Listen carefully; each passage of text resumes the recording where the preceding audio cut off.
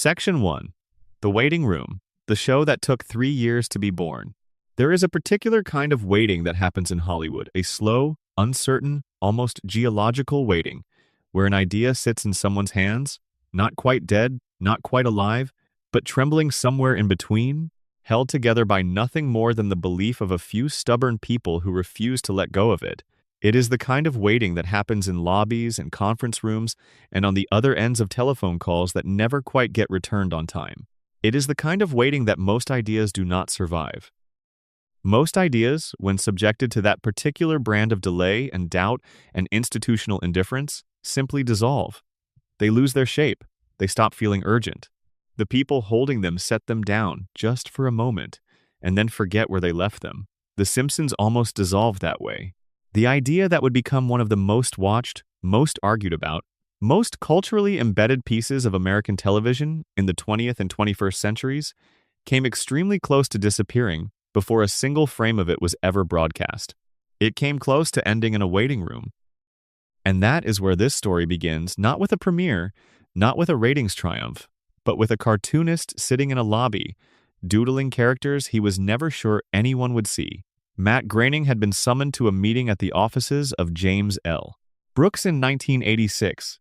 Brooks was already something of a legend by that point, a writer and producer whose sensibility had shaped some of the most intelligent television comedy of the previous 2 decades, a man whose name carried real weight in the industry. He had an idea. He wanted to develop a series of animated shorts to run as bumpers inside The Tracy Ullman Show, a new variety program that Fox Broadcasting Company was preparing as part of its audacious, possibly foolhardy attempt to become a 4th major television network. Brooks wanted something original, something that felt different from the animated programming that had been on television for the past 30 years. He thought Groening, who had been drawing a sardonic alternative newspaper comic strip called Life in Hell since 1977, might have something worth developing. Groening had, in fact, brought Life in Hell to the meeting. He had planned to pitch it. He had imagined, in the way that anyone imagines a thing before the actual nerve-wracking moment of it, how the conversation might go. But in the lobby, waiting to be called in, something shifted. He looked at his Life in Hell characters, the rabbits, the recurring figures, the visual language he had spent years constructing, and realized that signing over the rights to those characters might be a significant mistake. They were his. They were his livelihood, his identity, his ongoing creative project. Giving them to a television network felt, in that moment, like a decision he might spend years regretting. So he did something that, in retrospect, sounds either brilliantly spontaneous or recklessly impulsive depending on your perspective. He put Life in Hell away and began sketching something new, right there in the lobby. He drew a father, a mother, a spiky-haired boy, a girl with an enormous round head of hair, and a baby. He named them after members of his own family, his father Homer, his mother Margaret, his sisters Lisa and Maggie. The boy he named Bart, a rough anagram of the word brat, which felt right for reasons that were immediately obvious. He walked into the meeting with these 5 characters sketched on paper, pitched them to Brooks and his colleagues, and walked out with a development deal. That is the version of the origin story that gets told most often, and it is essentially true, but it smooths over a great deal of what happened next. Because what happened next was not a clean, swift transition from cocktail napkin sketch to television glory. What happened next was a long, difficult, sometimes excruciating process of figuring out whether any of this was actually going to work. The first challenge was animation itself.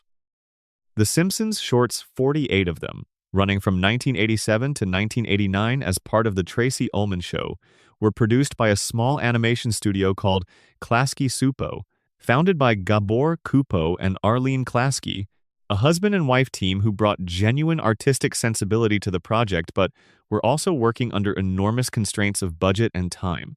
The characters in those early shorts look noticeably different from the versions that would eventually become iconic. Homer is more caveman-like, with a pronounced underbite and a physicality that suggests menace as much as comedy. Bart has a slightly alien quality, his eyes too widely spaced, his movements jerky in a way that suggests the animators were still figuring out what he was. The family feels rougher, stranger, not yet settled into the warm visual language that would eventually make them feel like people you already knew. The writing in those early shorts is sharp in places but uneven overall. The format, typically around 90 seconds to 2 minutes, did not leave much room for the kind of storytelling that would eventually define the series. They were character sketches, essentially, glimpses, proofs of concept. They were funny in a particular way, a way that felt genuinely different from the animated programming that had populated Saturday morning television for decades, but they were not yet the thing they were going to become. Nobody watching those early Tracy Ullman bumpers could have predicted the cultural phenomenon that was coming. The ratings for the shorts were modest. The critical attention was limited. The Simpsons existed in a kind of pleasant obscurity, appreciated by the people who noticed them without attracting the kind of broad attention that would have put it under pressure. That relative obscurity was, in a way, the show's first stroke of luck. It meant that the people working on it had time to figure out what they were making, time to develop the characters past their initial sketched-out states into something more fully realized, time to discover what the show actually wanted to be. The decision to develop The Simpsons into a full half-hour series was not automatic. It was a decision that required Fox Broadcasting Company to believe in something that had no real precedent in American primetime television. Primetime animation aimed at adults, animation that ran at 8 o'clock on a Sunday night had not really been done before, not in the way that The Simpsons was proposing to do it. The Flintstones in the early 1960s had made a case for primetime animation, but that show was more than 20 years in the past by the time Groening was sketching characters in that lobby. The landscape had changed. Primetime was live-action comedy and drama. It was not cartoons. Fox was not a normal network in 1986. It was barely a network at all. The Fox Broadcasting Company had been founded by Rupert Murdoch and Barry Diller with the explicit ambition of becoming a fourth broadcast network to challenge ABC, NBC, and CBS.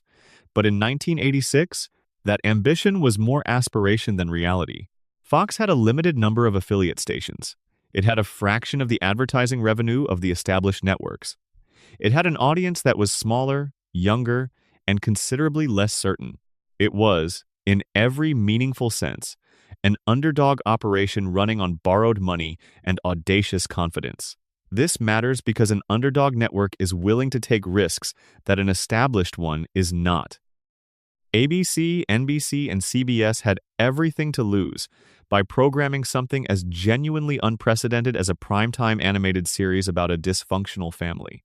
Fox had considerably less to lose, and considerably more to gain from the kind of attention that a truly original piece of television could generate. The Simpsons was, from Fox's perspective, an affordable gamble. The animation cost less than live-action production. The concept was distinctive enough to generate press coverage. If it failed, it would fail quietly, and Fox could move on. If it worked, it would be the kind of landmark that defined the network. What nobody at Fox fully anticipated was how difficult the road from development to air would be. The process of turning The Simpsons from a collection of animated shorts into a functioning half-hour series consumed almost all of 1,988 and most of 1,989. Scripts had to be written. A new visual style had to be developed that could sustain longer stories without losing the energy of the shorter format. Voice actors had to be cast, and the casting process was considerably more complex than it might appear from the outside, because these characters required voices that could carry emotional weight as well as comedic timing, and finding that combination in the same person is not straightforward. The voice cast that was assembled for the series was, in retrospect, extraordinary. Dan Castellaneta, who had been doing Homer's voice in the Tracy Ullman shorts, continued in the role for the series, developing the character's voice into something richer and more expressive than the earlier, rougher version. Julie Kavner brought a warmth and an undercurrent of patient exhaustion to Marge that would prove essential to the show's emotional core. Nancy Cartwright, who had originally auditioned for the role of Lisa, found herself gravitating toward Bart during the process and ultimately took that role, giving the character a voice that managed to be simultaneously bratty, vulnerable, and oddly sympathetic. Yeardley Smith became Lisa, bringing an earnestness and intelligence to the character that would eventually make her one of the most beloved figures in the series. And Hank Azaria and Harry Shearer rounded out the core cast, between them voicing an extraordinary range of Springfield's supporting population. Getting all of these pieces to cohere took time and iteration. Scripts went through multiple drafts. The animation pipeline, a complex international process that involved production work being sent overseas to studios in South Korea, required careful management to maintain quality and consistency. The voice recording sessions had to be completed and approved before animation could begin in earnest, which meant that mistakes or changes in the writing could cascade through the production process in expensive and time-consuming ways. And through all of this, the question of whether Fox would actually commit to airing the show remained genuinely open longer than most people remember. The network had ordered a Christmas special, what would become the first proper episode of The Simpsons, Simpsons Roasting on an Open Fire, which aired on December 17, 1989, and the ratings for that special would determine whether the series would proceed. The special premiered to an audience of approximately 26 million viewers. That number, by any reasonable measure, was a success. It was not merely good for Fox, it was competitive with what the established networks were doing. The network ordered a full season. But here is the part of the story that tends to get left out of the triumphant origin narrative. The second episode, Bart the Genius, which aired on the 14th of January 1990, drew approximately 13 million viewers, roughly half of what the premiere had managed. The audience had dropped significantly. In the binary, panic-prone logic of network television, a 50% drop in viewership between the first and second episodes of a new series is the kind of data point that makes executives very nervous. It suggests that a large portion of the audience that sampled the premiere did not find what they were looking for. It raises the question of whether the premiere's numbers were an anomaly, a curiosity effect, a one-time sampling by viewers who wanted to see what all the fuss was about, rather than evidence of a sustainable audience. Fox did not cancel the show after that second episode, but the network was watching closely, and the people making the show knew they were being watched. The pressure to find and hold an audience was real, and it was immediate, and it sat in the background of every creative decision that was being made in those early weeks of production. What saved The Simpsons in those early months, what converted a promising but declining premiere audience into a genuine cultural phenomenon, was a combination of factors that are easier to identify in retrospect than they were to engineer at the time. The writing sharpened quickly. The characters deepened. The world of Springfield began to feel more fully realized with each passing episode, as the show introduced more of its supporting cast and established more of the geography and texture of the town. Viewers who stayed with the show found that it rewarded their loyalty with something increasingly rare on American television: genuine wit, genuine emotional resonance, and the feeling that the people making it actually respected the intelligence of the people watching it. The ratings stabilized, then they grew. By the end of the first season, The Simpsons was not merely surviving, it was becoming a cultural event. But that first fragile winter, when the Christmas special's massive premiere audience had halved overnight, was the first of many moments when the show's future was less certain than it looked. It was the first of many times when the people who made it had to hold their nerve and keep working, trusting that the thing they were building was worth the anxiety of not yet knowing whether anyone would come back to see it. Before we go further, if you are listening to this right now, drop a comment and tell me where in the world you are and what time it is. There is something lovely about knowing that this story is reaching people across different time zones, different rooms, different nights. And if you want more of these long, slow, story-driven narrations, subscribing is the easiest way to make sure you do not miss them. Section 2. The Fragile Network. Fox, Fear, and the Pressure of a First Season.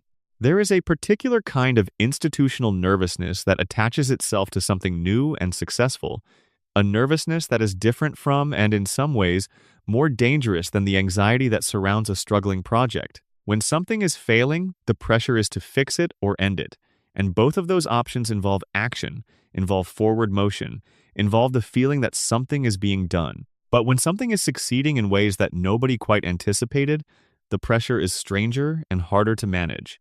It is the pressure of not wanting to interfere with something fragile. It is the fear of being the person who, by reaching in to adjust and improve, accidentally breaks the mechanism that was working. Fox Broadcasting Company experienced exactly that kind of nervous success with The Simpsons in early 1990, and the way the network handled and mishandled that nervousness shaped the show's first several years in ways that are still visible in the history of what the series became. Fox in 1990 was 4 years old as a broadcasting entity and was still in the process of figuring out what kind of network it wanted to be. Its affiliate count was growing but had not yet reached the kind of national saturation that the big three networks enjoyed.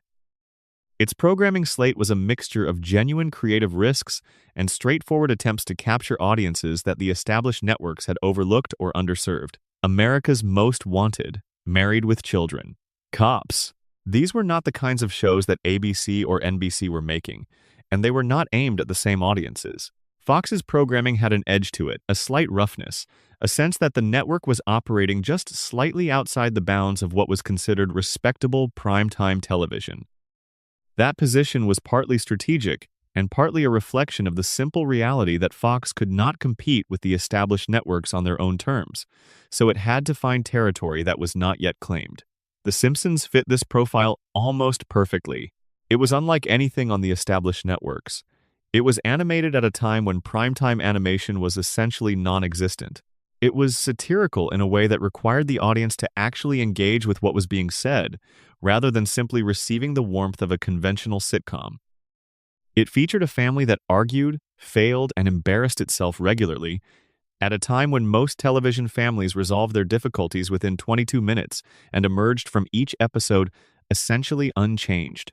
And it was funny, in a way that felt genuinely original, a way that drew from live-action comedy writing traditions, from theatrical performance, from literary satire, and from the long history of animation, blending all of these into something that did not quite fit any existing category.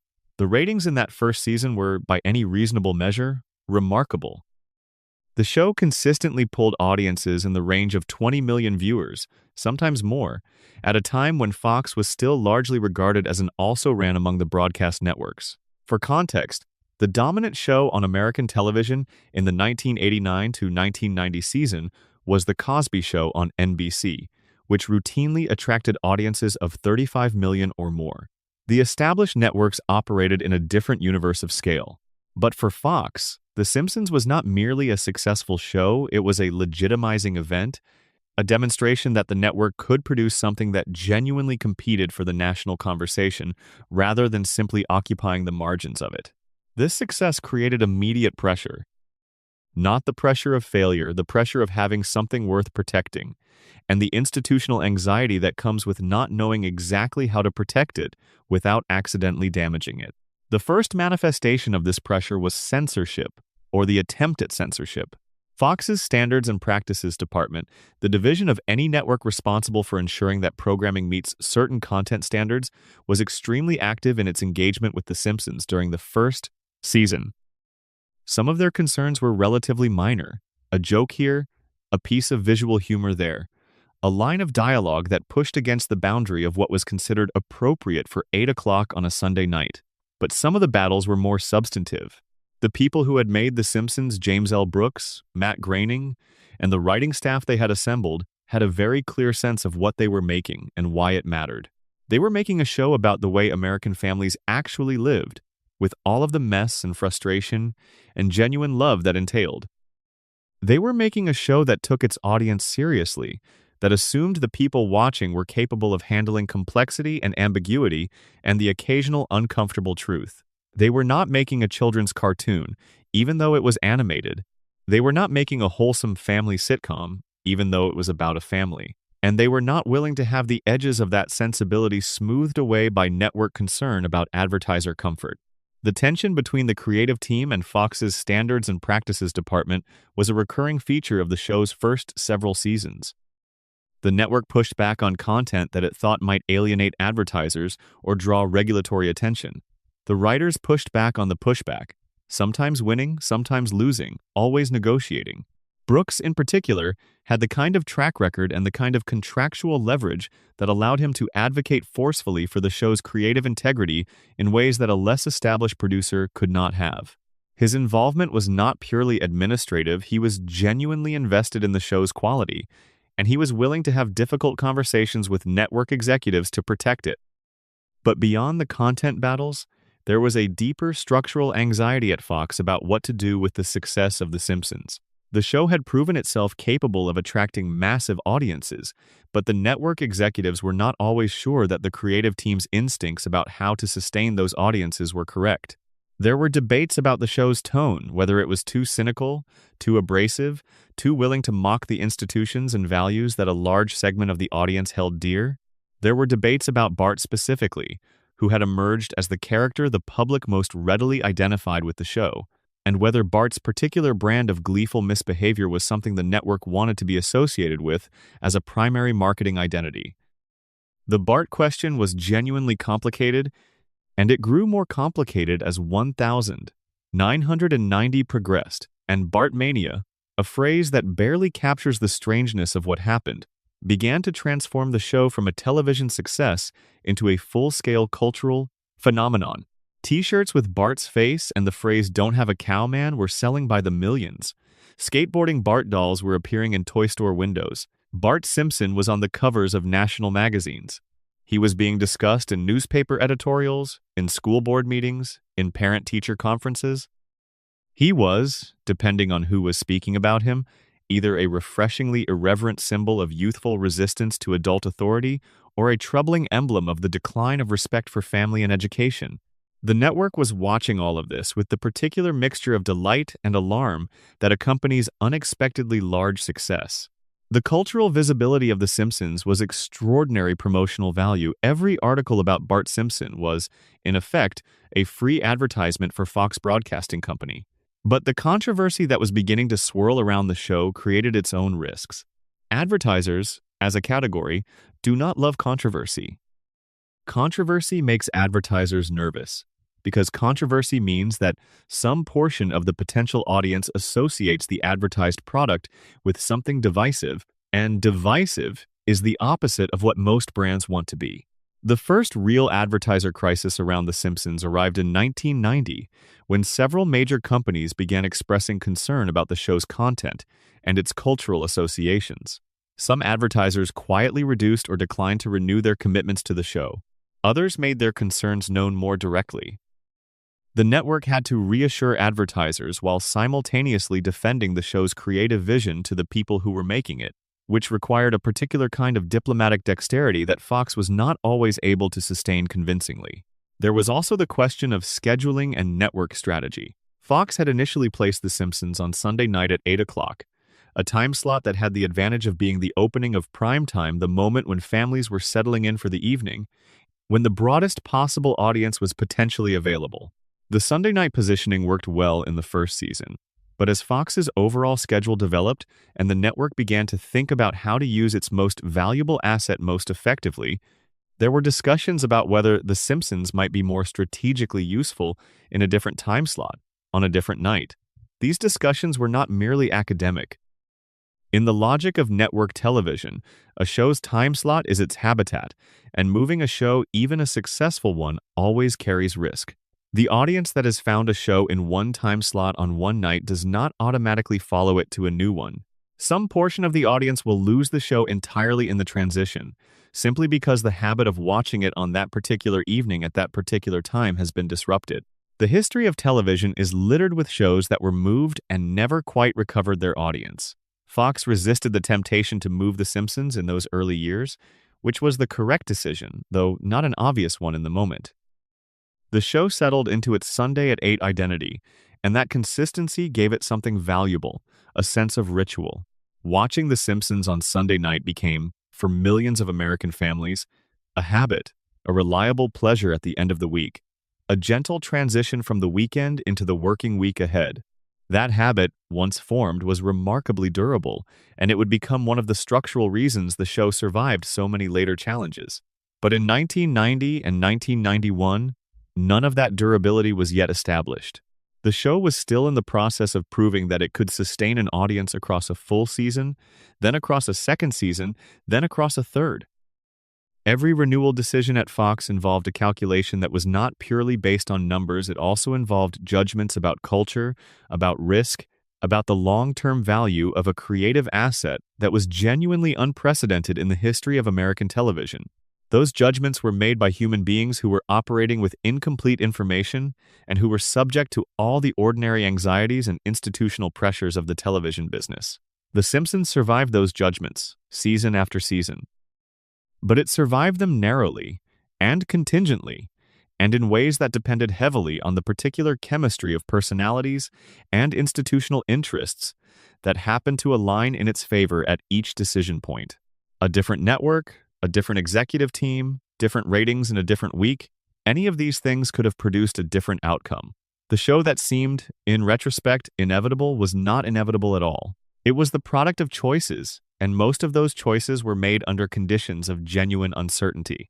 What the first season and the anxious early success established, more than anything else, was the creative team's understanding that they were working without a net.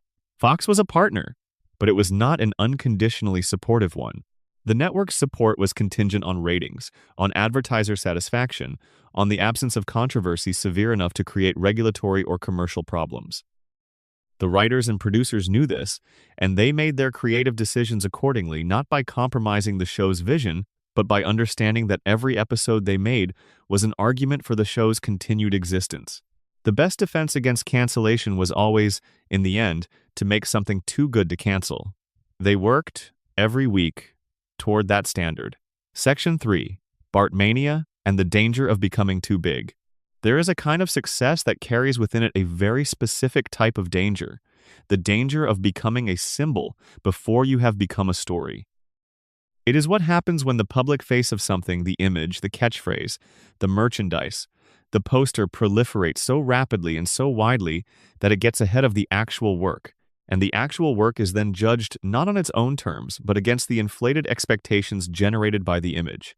This is what happened to The Simpsons in 1990 and 1991, when Bartmania swept through American culture with a speed and intensity that even the people who were riding the wave found slightly alarming. By the summer of 1990, Bart Simpson was everywhere.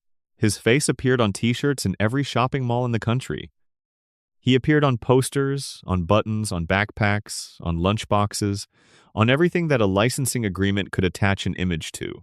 The phrases associated with him, "Don't have a cow," "Man," "Eat my shorts," "Caramba," were being repeated by children and adults alike, being used in newspaper headlines, appearing in political cartoons, becoming part of the ambient verbal furniture of American life.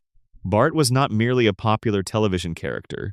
He had become, somehow, a cultural shorthand, a figure that people who had never seen a single episode of The Simpsons could recognize and understand to represent something: irreverence, youth, the cheerful rejection of authority, the sense that the adults who ran things were not to be taken too seriously. The licensing revenue this generated was staggering. Estimates suggest that Simpsons merchandise generated more than $1 billion in retail sales in 1990 alone. That figure is worth sitting with for a moment, because it represents a commercial reality that had almost nothing to do with the show's creative ambitions and everything to do with the particular moment in American popular culture when the show arrived. Bart hit at the intersection of several forces: the growing market for licensed entertainment merchandise, the increasing velocity of popular culture, the particular hunger of that moment for irreverent, anti-authoritarian symbols, and the strange alchemy of a visual design that happened to be immediately reproducible, immediately recognizable, and immediately appealing on the side of a coffee mug. The danger in all of this was twofold, and both dangers were serious. The first danger was to the show's creative integrity. When a television character becomes a merchandising phenomenon on this scale, there is enormous pressure from licensees, from the network, from business partners at every level to keep the character behaving in ways that are consistent with the image that has been successfully marketed. Bart as a rebel, a wisecracker, a gleeful opponent of everything institutional, this was the Bart that was selling shirts. The actual Bart of the show was considerably more complicated than that. The actual Bart was a 10-year-old boy with a genuine interior life, with fears and insecurities and moments of real vulnerability, with a relationship to his father that was by turns hostile and deeply tender, with a capacity for genuine loyalty to the people he loved. The complexity of that Bart, the Bart that the writers were developing across a full season of television, was not easily reducible to the simple image on the merchandise. The fear, which the writers discussed openly, was that the merchandising image would start to constrain the creative work. That pressure from licensees and network alike would push them toward making Bart more consistently the one-dimensional rebel he had been reduced to on the merchandise, and less the complicated human being they were trying to make him on the screen. That the tail would begin to wag the dog, and the show would gradually become a vehicle for protecting and extending a merchandise franchise rather than a place where genuine storytelling happened. Matt Groening, James L. Brooks, and the creative leadership of the show resisted this pressure explicitly and vigorously. They made it clear, in internal discussions and in public statements, that the show's creative decisions would be made on the basis of what served the stories and the characters, not on the basis of what protected the licensing value of the image. This position was correct and necessary, but holding it required constant effort and constant vigilance because the commercial pressures never fully went away. They simply had to be pushed back against, repeatedly, over years. The second danger was subtler but in some ways more threatening. It was the danger of backlash. When anything becomes as ubiquitous as Bart Simpson became in 1990, a certain portion of the population, the portion that is instinctively suspicious of ubiquity, that associates massive popularity with cheapness or shallowness, begins to turn against it. Not because the thing has gotten worse, but because the sheer volume of its presence has made it seem less special, less interesting, less worth the attention it requires. This is the paradox of mass popularity. The more people who love a thing, the more people who feel vaguely embarrassed for having loved it, and the more critics who feel compelled to explain why the thing is not as good as its admirers believe. In 1991 and 1992, the first waves of Simpsons backlash began to appear in the press. Columnists who had praised the show in 1990 began to write pieces, asking whether it was living up to its early promise. Critics who had positioned themselves as the show's champions started to note, with a certain regret, that the second season was not quite as sharp as the first, that the third season showed signs of repetition, that the show was perhaps beginning to coast on the goodwill it had accumulated. Some of these assessments were fair. Like all television shows, The Simpsons had uneven episodes, and not everything that aired in seasons 2 and 3 was at the level of the best work from season 1. But much of the criticism was less about the actual quality of the episodes, and more about the exhaustion that comes with oversaturation, the sense that Bart Simpson was everywhere, that he had become inescapable, and that something so inescapable must surely be less interesting than it once seemed. Fox watched the backlash nervously. Network executives are, almost by professional obligation, extremely sensitive to the temperature of critical opinion because critical opinion influences advertiser perceptions, and advertiser perceptions influence revenue. A show that is being talked about as a declining cultural force, even if its ratings remain strong, begins to lose the kind of cultural authority that makes it attractive to prestige advertisers. The narrative of decline, once it takes hold, can become self-fulfilling in ways that are difficult to interrupt.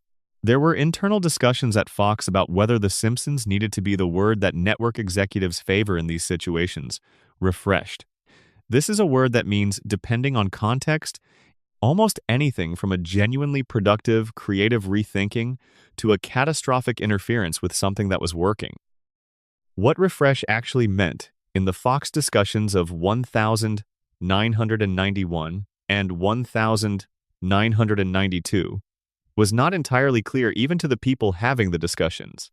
There were vague suggestions about whether the show needed new characters, new story directions, a broader tonal range. There were conversations about whether Bart was still the right character to center the show's identity around, or whether Homer, who had been developing across the first 3 seasons into something increasingly interesting, should be repositioned as the primary protagonist. This last conversation is significant because Homer's emergence as the dominant figure in The Simpsons is not something that happened automatically or inevitably.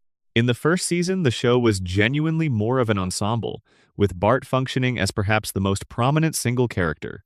The gradual shift toward Homer as the center of the show's universe was partly a product of the writing staff's discovery that Homer was funnier and more emotionally versatile than they had initially realized, and partly a product of Dan Castellaneta's extraordinary gifts as a voice performer. But it was also a response, conscious or unconscious, to the saturation of the Bart image, a way of moving the show's creative center of gravity away from the character who had been most over-merchandised and toward a character who was still, in creative terms, relatively unexplored. This shift was essentially complete by the fourth season, which most serious admirers of the show regard as the beginning of its genuine golden age. By season 4, Homer had become the character through whom the show's strangest, funniest, most inventive ideas were filtered. Homer's stupidity, his appetites, his surprising reserves of love for his family, his complete indifference to his own dignity, all of these qualities turned out to be remarkably generative, creative material, capable of sustaining stories of wild tonal variety without ever losing the emotional center that made the audience care. But getting to season 4 required surviving the pressure of seasons 2 and 3, which were marked by the anxiety of Bartmania's aftermath, the backlash, the debates about creative direction, the network nervousness, and the genuine question of whether a show that had succeeded so dramatically in its first year could sustain that success across the longer arc of a multi-season run. Many shows that have experienced the kind of explosive first-year success that The Simpsons had do not sustain it. The reasons vary. Sometimes the creative team burns out, sometimes the network interferes in ways that damage the work, sometimes the audience simply moves on to the next new thing. The history of television is full of shows that were enormous in their first season and forgotten by their fifth. The Simpsons was not forgotten by its fifth season, but it came closer to losing its way in seasons 2 and 3 than the triumphant retrospective narrative usually acknowledges. The show was finding its voice, developing its methods, learning what it could do with its characters and its world. That process of learning is not always smooth or graceful, and the episodes from that middle period of the early years are genuinely mixed in quality. Some extraordinary, some average, some that even the writers would later identify as experiments that did not fully succeed. What kept the show on the right side of the line between declining and developing was, more than anything else, the quality of the writing room. The team that James L. Brooks and Matt Groening had assembled was genuinely exceptional. Al Jean and Mike Reiss, who would serve as showrunners in seasons 3 and 4, brought an extraordinary precision to the comedy writing. John Swartzwelder, a famously reclusive former advertising copywriter whose credits on the show would eventually number in the dozens, had a singular gift for absurdist invention that gave the show some of its most memorable moments. Conan O'Brien, who would leave the show in 1993 to host Late Night, contributed some of the most beloved episodes of the early seasons, including Marge versus the Monorail, which remains a touchstone of the show's creative achievement. Jeff Martin, George Meyer, John Vitti, the room was stacked with talent in a way that is genuinely unusual even by the standards of American television comedy. This talent density was the show's insurance against decline. When one creative direction did not work, there were other creative directions to try. When one approach to a story felt tired, there were writers in the room who had radically different approaches. The writing culture of The Simpsons in those early seasons was productive in the way that genuinely creative environments can be when they are working well. Competitive in a way that raised the standard of everything, collaborative in a way that meant no single idea was too precious to be challenged or improved. The Bartmania crisis, in the end, did not kill The Simpsons. The show survived it, adapted to it, and emerged from it with a clearer sense of what it actually was, which turned out to be something considerably more interesting and durable than the rebel kid-on-merchandise image that had briefly threatened to define it. But the years 1990 to 1993 were a test, a gauntlet, a period during which the show had to prove that it was more than its image. The people who made it past that test, they did so without much public acknowledgement, without anyone handing them a prize for having navigated a difficult cultural moment, simply by continuing to write, season after season, episodes that were worth watching. Section 4. The Writer's Room Unravels. Losing the Minds That Built Springfield. Every creative institution has a version of this story, and it is always essentially the same story even when the details differ. A remarkable concentration of talent assembles around an idea that is bigger than any of them individually, and for a period of time that can be measured in seasons or years or decades, those people produce work that exceeds what anyone could have predicted, and then one by one, for reasons that are partly personal and partly professional, and partly simply the ordinary flow of lives moving in different directions, they leave, and the institution they built goes on without them, carrying the architecture they created into a future they did not design. For The Simpsons, This story begins in earnest in 1993. The departure of Conan O'Brien from the writing staff of The Simpsons in that year was, in the context of the show's history, a genuinely significant event not because O'Brien was irreplaceable as an individual. The show had never depended on any single writer to the point of existential risk, but because his departure was the first in what would become a series of exits by the writers who had been most responsible for the show's creative character in its formative years. O'Brien left to take over the writing and hosting of Late Night with Conan O'Brien on NBC, a decision that required considerable professional courage at the time, since Late Night was a high-risk assignment that not everyone believed he would succeed at. He succeeded, of course, but his departure from The Simpsons was a loss, not catastrophic but real, of a particular kind of creative energy. O'Brien's episodes Marge vs. the Monorail from Season 4, Homer Goes to College from Season 5, New Kid on the Block from Season 4, among others, have a quality that is identifiable in retrospect, a certain delirious comic invention, a willingness to push the show's internal logic to its most absurd possible conclusions, a combination of warmth and chaos that made them feel simultaneously like the most Simpsons episodes of all time and like nothing else the show had done. The Monorail episode, in particular, is often cited as a gold standard of the show's comedy, a sustained, fully committed piece of satirical lunacy that works on multiple levels simultaneously and manages to be about something, the American susceptibility to hucksterism and the seduction of grand, half-baked civic visions while being, frame for frame, among the funniest things the show ever produced. What O'Brien brought to the room was not simply his own considerable talent, though that was real. He also brought a particular energy, an improvisational quickness, a habit of thinking in absurdist leaps that influenced the writers around him. Writing rooms work that way. The presence of certain people changes the quality of the ideas in the room, not just by adding their own contributions, but by raising the standard against which everyone else is measuring their work. When those people leave, the room has to find a new equilibrium, and sometimes that equilibrium is not at the same level. O'Brien was not the only significant departure. The writing staff that had made seasons 2, 3, and 4 was an unusually volatile population, with writers moving on to other projects and other opportunities at a rate that was somewhat higher than the show's stability might have suggested was wise. Some went to other shows. Some left to pursue other creative directions entirely. The institutional knowledge they carried, the accumulated understanding of how the show worked, what each character could do, what the show's internal rules were, and when and how they could be productively broken left with them. The writers who remained, and the writers who were brought in to replace those who had gone, were talented. This is important to say plainly. There were no hacks in the writers' room of The Simpsons in 1993 or 1994 or 1995. The show did not suddenly become a mediocre project staffed by indifferent people. The standard for hiring remained high, and many of the people who joined the staff in those years would go on to distinguished careers. But the specific alchemy of the group that had made seasons 3 through 5, the group that had produced what many fans and critics regard as the definitive years of the show, was not replicated. It could not be replicated, because that kind of creative chemistry is not something that can be engineered by replacing personnel with equivalent personnel. It emerges from a particular combination of people at a particular moment, and when that combination disperses, what replaces it is necessarily different. The showrunner transition that happened around this time added another layer of complexity. Al Jean and Mike Reiss, who had run the show in seasons 3 and 4, departed after season 4 to develop their own projects. They were replaced by David Merkin for seasons 5 and 6, then by Bill Oakley and Josh Weinstein for seasons 7 and 8.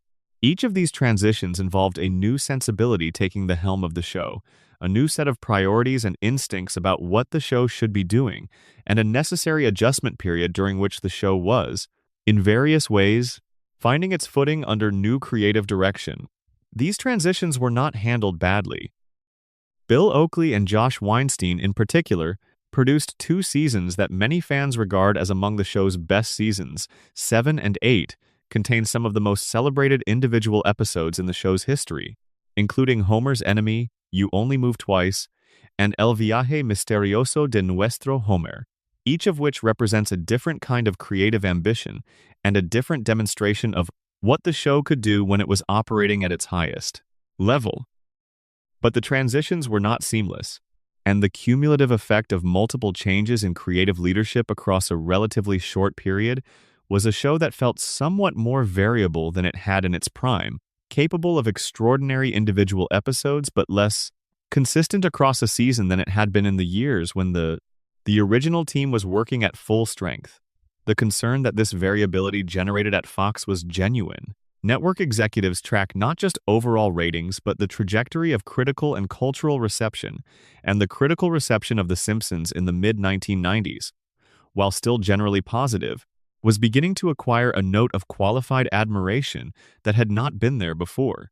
Still good, though not quite what it was, is a phrase that appeared in various forms in various reviews and cultural assessments of the show during this period. It was not a devastating verdict. The show continued to be one of the most watched programs on Fox, and its cultural footprint remained enormous. But it was the kind of verdict that made network executives nervous about the show's long-term trajectory. There was something deeper going on, too, something harder to quantify but important to understand. The writers who had made the early seasons of The Simpsons great were working from a particular set of creative assumptions that were, in many ways, specific to their moment. They were writing about the America they knew in the late 1980s and early 1990s, the suburban America of Homer's workplace insecurity and Marge's domestic labor and Bart's school experience, and they were doing so with the sharp, slightly wounded clarity of people who had grown up in that America and had specific feelings about it. Their satire was grounded in observed reality. The absurdity was always in service of something true. As the show moved through the mid-1990s and the composition of the writing staff changed, this grounding began to loosen, almost imperceptibly at first and then somewhat more noticeably. The show became more willing to depart from realistic domestic scenarios in favor of broader, more fantastical storytelling. Homer's character, which had been developed in the early seasons with considerable care and psychological consistency, began to drift toward a more simplified version of himself, louder, more cartoonishly stupid, more purely a vehicle for physical comedy and absurdist situations. The emotional weight that had balanced the comedy in the best early episodes became, in some later episodes, less reliably present. George Meyer, who remained on the show longer than almost anyone and who many colleagues regarded as the single most important creative force in the writing room across the show's first decade, was acutely aware of this drift. He talked about it in interviews, carefully, and without naming specific targets, noting that the show was facing the challenge that all long-running series face, the tendency, over time, to become a parody of itself, to replace genuine character behavior with the performance of character, the comedy version of Homer, rather than Homer himself. This is a subtle distinction, but a crucial one, and Meyer's ability to identify it and continue working against it was one of the key reasons the show maintained as high a standard as it did through the difficult transitional years of the mid-1990s. The danger that all these departures and transitions represented was not simply the loss of talented individuals. It was the gradual erosion of the institutional memory that those individuals carried, the tacit understanding of the show's values, its rhythms, its limits, the things it could do, and the things it should not try to do. That kind of institutional memory is irreplaceable in the conventional sense, but it can be documented, transmitted, and approximated by a strong culture of craft and mutual mentorship. The writing rooms that have sustained long-running shows successfully have always been environments where this kind of knowledge is passed down, where newer writers are genuinely educated by more experienced ones, where the traditions of the show are treated as living things rather than constraints. The Simpsons, to its credit, maintained something of this culture even through the transitions. Writers who joined the show in later years consistently described an environment in which the standards of the early seasons were treated as aspirational benchmarks, in which "this is the level we're trying to reach" was a phrase that applied to work from the great years of the early 1990s, and in which that standard was taken seriously even when it was not always achieved. This is not nothing. It is, in fact, a significant part of the reason the show survived its transitional period and continued to produce work that, while different from its golden age, retained enough of its essential character to remain compelling television. But the story of what was lost in those transitional years is also part of the show's history, and it is worth telling honestly. The Simpsons did not remain at its peak indefinitely. The creative talent that had built Springfield was not permanent, and the show paid a price for those departures that it never entirely recovered from. What it managed to do, with considerable skill and considerable effort, was find a new equilibrium that allowed it to survive the loss, to keep being worth watching even after it had stopped being the most astonishing thing on television. That is a more modest achievement than what the show accomplished in its golden age, but it is still an achievement, and it still required real work from real people who cared about what they were making. Section 5 Thursday Night and the Network That Blinked. To understand why 1994 mattered so much to The Simpsons, you have to understand what Thursday night meant to American television. For most of the 1980s and into the 1990s, Thursday was NBC's night. It was the night of The Cosby Show, of Cheers, of L.A. Law, of Seinfeld.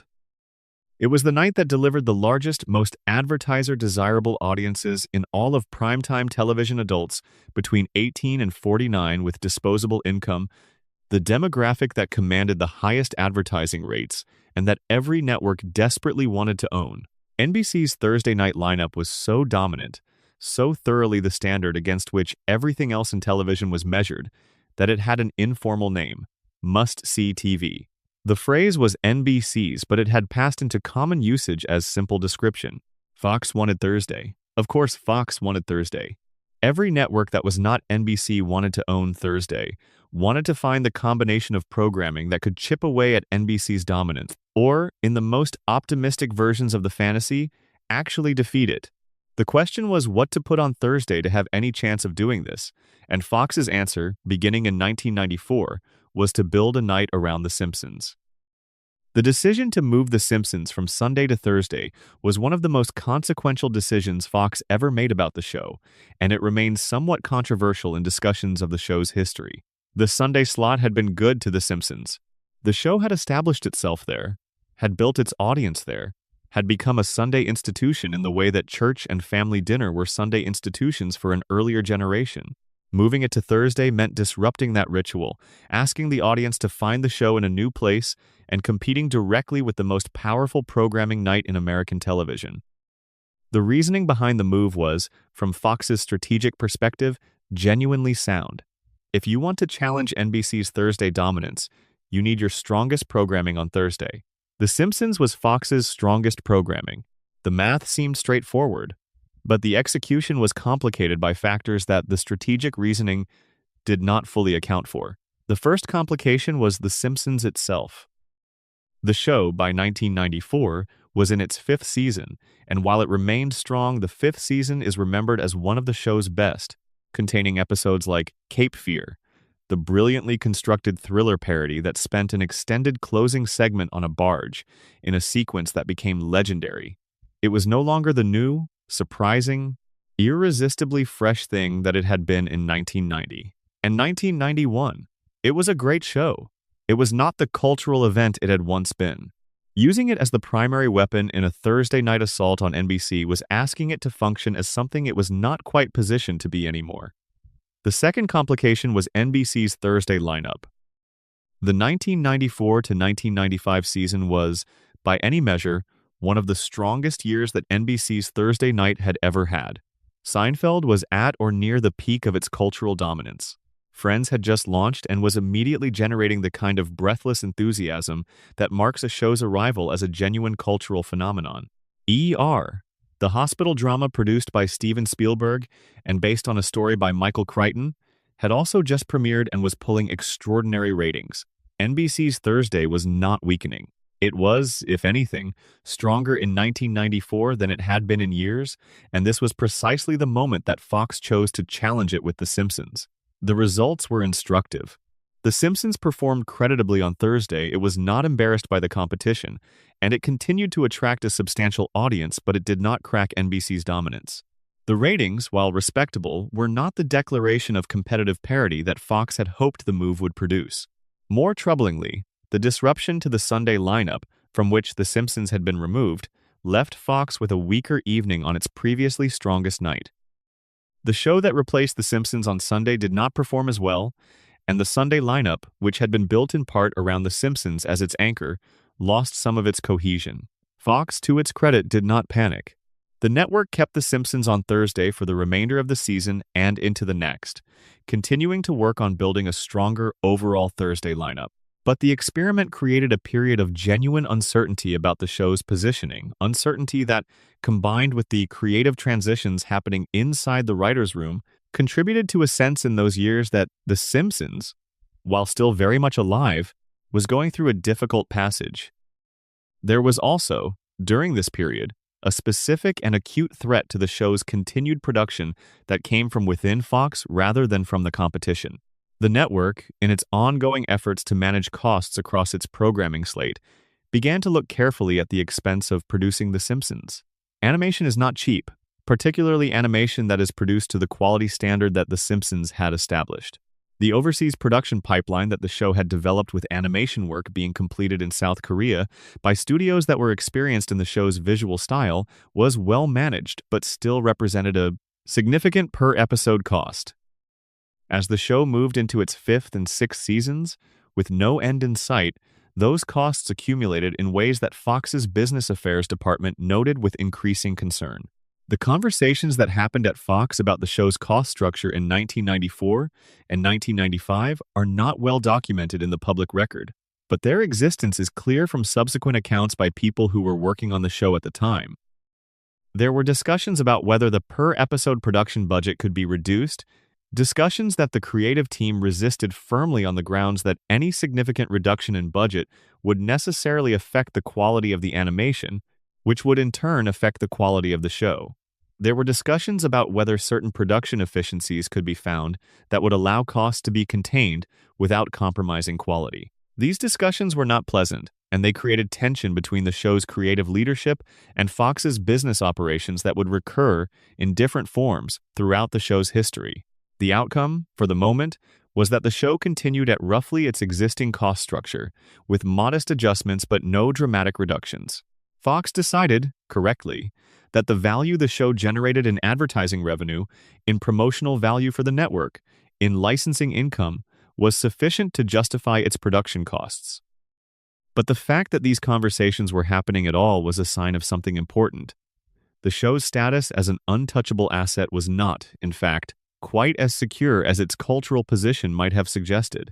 It was subject to the same economic pressures as any other piece of television, and those pressures were real and ongoing.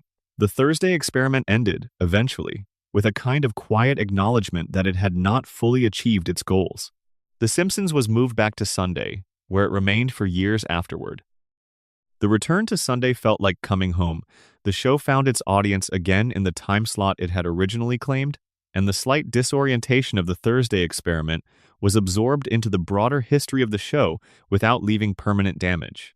But the Thursday years had revealed something about the show's relationship to its network that would continue to matter. Fox needed The Simpsons more than it wanted to admit, and it was simultaneously willing to use the show in ways that were not always in the show's best interest. This was not a comfortable dynamic, but it was the real one, and the people who made the show had to navigate it carefully if they wanted to keep making it on their own terms. The story of The Simpsons is, in many ways, the story of that navigation, the ongoing negotiation between creative ambition and commercial reality, between the show's identity as a piece of art and its identity as a piece of property. Section 6, when critics wrote the obituary. The long decline debate. There is a particular cultural ritual that happens to long-running creative works, and it operates with such regularity that you can almost set a clock by it. The work arrives, it is celebrated, it achieves a kind of canonical status that removes it from ordinary critical discussion and makes it a reference point, a benchmark against which other things are measured. And then, after a certain amount of time, a critic or a cultural writer looks up and says, in a carefully worded essay, or a casual review, or sometimes just a rueful paragraph, that the thing has lost something, that the new thing is not as good as the old thing, that the version of the work that exists now is a diminished echo of the version that had originally earned the celebration. For The Simpsons, the debate about whether the show had entered a period of decline began seriously around 1997 and 1998, during seasons 8 and 9. though individual voices had been making this argument in quieter ways since about 1995. The debate was, and remains, genuinely complicated, more complicated than either its proponents or its critics usually acknowledged. And it was also, from the perspective of the people making the show and the network broadcasting it, one of the most dangerous threats the series had faced, because narrative decline is a self-fulfilling prophecy in ways that simple ratings decline is not. Let us begin with what was actually happening to the show in those years, because that is the honest place to start. Seasons 8 through 10, which aired between 1996 and 1999, were indeed different from seasons 3 through 7 in ways that were real and identifiable. The Simpsons had always been willing to push its characters into exaggerated scenarios, but the exaggeration in the later seasons was of a different type than it had been in the earlier ones. In the peak years of the show's critical reputation, the exaggeration was surreal, but always grounded. The absurdity was used to illuminate something real about the characters or the world, and the emotional stakes remained coherent, even when the situations were fantastical. In the later seasons, some episodes drifted into what critics called jerk-ass Homer territory, a mode in which Homer's stupidity and selfishness were amplified to the point where they were the primary joke without the counterbalancing warmth and vulnerability that had made the character lovable in the first place. This is a real distinction. It is the kind of distinction that people who love the show feel acutely, and who can usually cite specific episodes as evidence of the drift. The Homer of Homer's Enemy, in Season 8, an episode in which a competent, hardworking new employee named Frank Grimes is driven to madness by his inability to comprehend how someone as incompetent as Homer could have survived and even thrived, is a complex figure who is simultaneously comic and somewhat disturbing, and the episode's willingness to force the show's world into confrontation with realistic consequences gives it a quality that feels genuinely brave. The Homer of some later seasons is flatter, more purely a mechanism for generating slapstick comedy, and the difference is felt. But, and this is crucial, the show's critics in those years were not always accurately describing what the show was doing. They were partly describing the show and partly describing their relationship to the show, which had changed not because the show had changed, but because they had changed. The Simpsons in 1998 was no longer new. It had been on television for nearly a decade. The people who had grown up with it, who had formed their relationship to it during the extraordinary years of the early 1990s, were now adults who carried with them the memory of what the show had been at its best, and who experienced every episode through the filter of that memory. The disappointments were real, but they were magnified by the standard of comparison, a standard that was, by any objective measure, extraordinarily high. The epistemological challenge of assessing a long-running show honestly is significant. When a show is new, you evaluate each episode against the backdrop of ordinary television, against the general field of what television does, which gives a genuinely excellent episode room to shine. When a show has been on for 8 years and has produced dozens of extraordinary episodes, you evaluate new episodes against the specific standard of the show's own best work, which is a much higher bar. A Season 9 episode of The Simpsons that would have been praised as exceptional in the context of any other show on television might be described as disappointing if the reviewer's reference point is Homer at the bat from Season 3 or Last Exit to Springfield from Season 4. The measurement system has shifted, and the shift makes the recent work appear worse than it actually is. This distinction mattered enormously from the perspective of Fox and the show's producers, because the narrative of decline that the critics were constructing was influencing the show's cultural standing in ways that were not entirely connected to its actual performance. The ratings remained strong, not at the extraordinary levels of the early 1990s, but still competitive, still making The Simpsons one of the most watched programs on Fox. Advertiser interest remained high. International licensing and merchandising continued to generate substantial revenue. By almost every commercial metric, the show was still a healthy franchise. But the cultural narrative was one of a show in its long twilight, a once great thing that had become a monument to its own past greatness, continuing to exist through institutional inertia rather than genuine creative vitality. This narrative was not entirely fair, and it was not entirely inaccurate either. It was a simplification, the kind of narrative that culture tends to construct around things that have been around long enough to require a story about their arc. Every long-running creative work eventually acquires this story. The questions are when the story arrives, how accurate it is, and whether the people who are making the work can survive it without being crushed by it. The people who made The Simpsons in the late 1990s were aware of the critical narrative and were, in various ways, both responding to it and resisting it.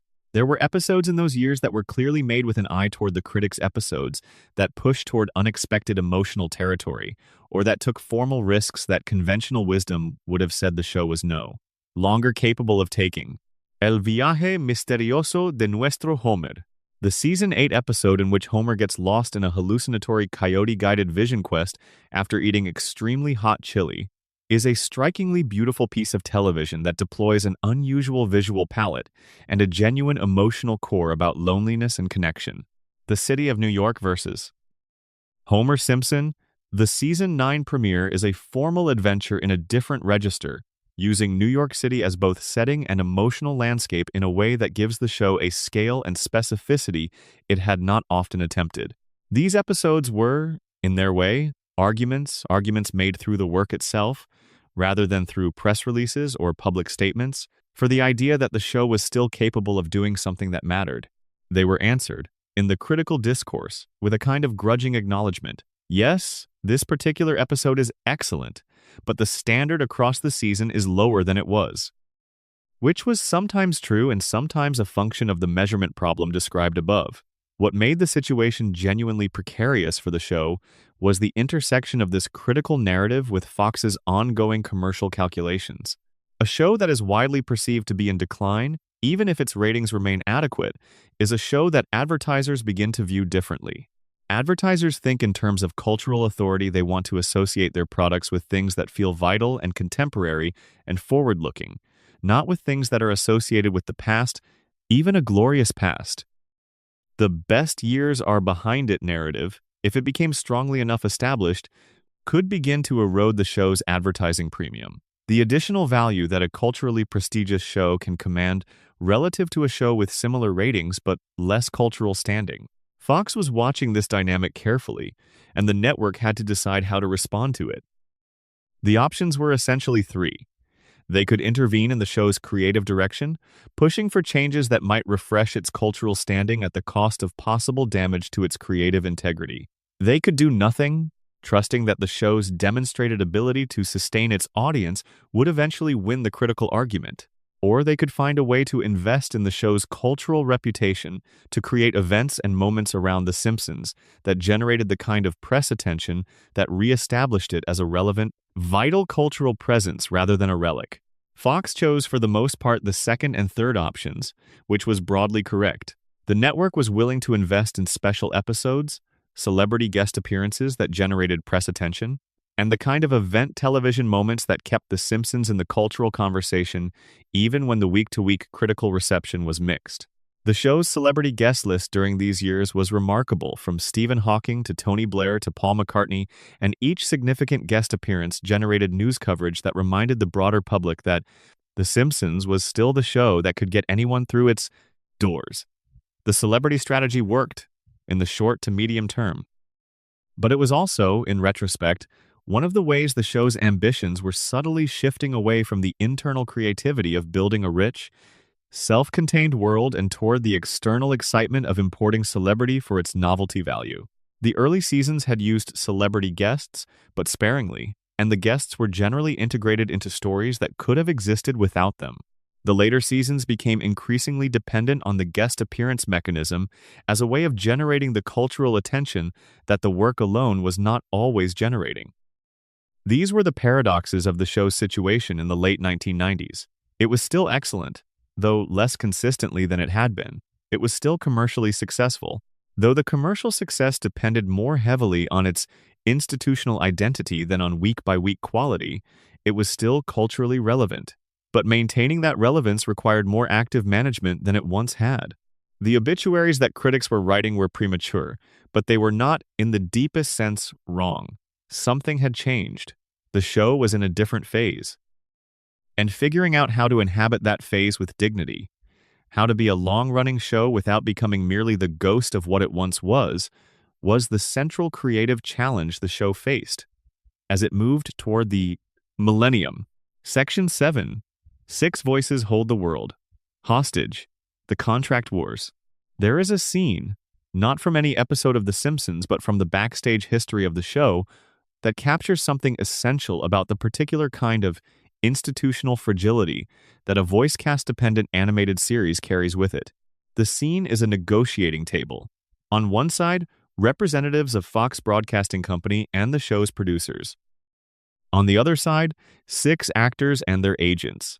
In between them, the implicit understanding that without those 6 voices, the show that had been generating hundreds of millions of dollars in revenue for over a decade would simply cease to exist.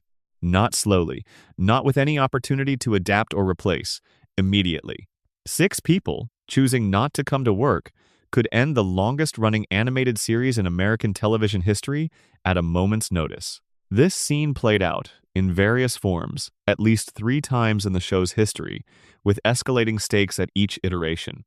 Understanding these negotiations requires understanding what voice acting on a show like The Simpsons actually means, in terms of both creative contribution and commercial value, and why the actors in question had every reason to believe that their leverage was as large as they believed it to be. Dan Castellaneta, Julie Kavner, Nancy Cartwright, Yeardley Smith, Hank Azaria, and Harry Shearer were not, in any conventional sense of the phrase, the stars of The Simpsons. They were never seen on screen. Their faces were not on the billboards or the magazine covers or the merchandise.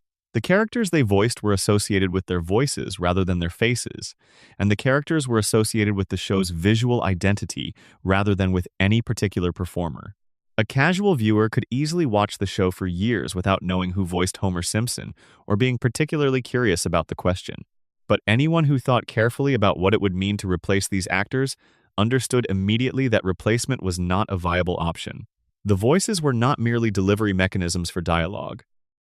They were essential parts of the characters' identities, as fundamental to who Homer or Marge or Bart or Lisa was as any visual characteristic. Dan Castellaneta's Homer was not a voice that could be approximated or substituted without the character becoming, in some essential way, a different character. The same was true for all 6 principal cast members. Their performances, built up across years of recording sessions, had created an irreplaceable creative reality. The show could not simply find new voices and continue. It would have to become something different, and that something different would almost certainly be worth considerably less, commercially and creatively, than what existed. The first serious contract crisis arrived in 1998, after Season 8. At that point, the principal cast members were each earning approximately $125,000 per episode, a figure that sounds significant in isolation but that, when measured against the commercial revenues the show was generating, was modest. Fox was selling advertising on The Simpsons at premium rates. International licensing fees were substantial.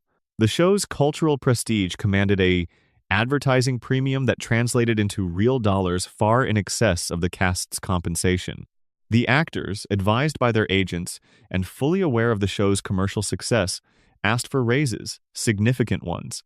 The figure that has most often been cited from those negotiations is a desire to reach approximately $1 million per episode per actor, a number that would have increased the cast's collective per-episode compensation from roughly $750,000 to $6 million, a significant increase but one that the show's economics, at the scale it was operating, could theoretically have accommodated. Fox's initial response to this request was not accommodating. The network's negotiating position was that the actors' compensation was already generous relative to industry standards for voice work, and that the figures being requested were unrealistic. This position was defensible in narrow terms, but somewhat disingenuous in its failure to acknowledge that The Simpsons was not an ordinary animated production operating on ordinary industry economics. It was a show that was generating revenues on a scale that made the concept of industry-standard compensation seem like a category error. The negotiations were difficult, prolonged, and conducted at various points, with the implicit threat of walkout making everything more tense than it might otherwise have been. The cast members negotiated collectively, which gave them significantly more leverage than any individual actor would have had if all six refused to work. The show's options were, as noted, essentially nothing. The resolution arrived at in 1998 was a raise to approximately $125,000 per episode per actor, which was higher than the previous figure but well short of the $1 million demand. The actors accepted this settlement, the crisis was resolved, and the show went into production on season 9. But the resolution was not a resolution. It was a postponement. The fundamental dynamic actors who held irreplaceable leverage, negotiating with a network that was profiting enormously from the show they had built, had not changed. The contract that ended the 1998 dispute would eventually need to be renegotiated, and the same pressures would return when it did. The next major crisis arrived in 2004, by which point the show had been running for 15 seasons and the principal cast members were earning approximately $360,000 per episode. The renegotiation of 2004 was more intense than the one in 1998, partly because the gap between what the actors were earning and what the show was generating had continued to grow, and partly because the actors had had 5 more years to develop their collective resolve and their understanding of their own leverage. The demands in 2004 were framed differently than the $1 million per episode ask of 1,998. The actors asked for a percentage of the show's profits rather than a straight per episode fee, which would have given them a share of the back-end revenues from syndication, international licensing, merchandise, and DVD sales. This request was structurally different and, from Fox's perspective, considerably more threatening than a simple salary increase. Granting the cast a percentage of profits would have created an ongoing financial relationship between the performers and the show's commercial operation, giving them a stake in the show's financial health and a continuing claim on revenues that Fox regarded as its own. The network rejected the profit-sharing demand and the negotiations shifted back to per-episode compensation. The 2004 negotiations were resolved with another increase, this one bringing the cast to approximately $360,000 per episode, a number that was, at the time, reported as the highest per-episode voice acting compensation in the history of American television. The resolution was described in the press as a triumph for the actors and a demonstration of the show's extraordinary commercial durability. It was also, if you knew how to read it, a sign of how tight the situation was becoming. Each successive negotiation had been resolved by giving the actors more money than Fox wanted to give them, and each successive increase meant that the next negotiation would be conducted in the shadow of even higher expectations. Harry Shearer presented his own particular variation on this dynamic. Shearer, who voiced Burns, Smithers, Ned Flanders, Principal Skinner, and a remarkable range of other characters, was periodically the most vocal of the cast members about the terms of their employment and the most willing to make his frustrations public. In 2015, after what appeared to be another difficult round of negotiations, Shearer announced his intention to leave the show not as a bargaining position, but as an apparent statement of genuine intention. His departure, if it had been permanent, would have required the recast of an extraordinary number of characters and would have created creative disruptions that might have been genuinely difficult to manage. The situation was resolved when Shearer agreed to return under a new contract, but the incident was a reminder that the cast's leverage was not merely theoretical.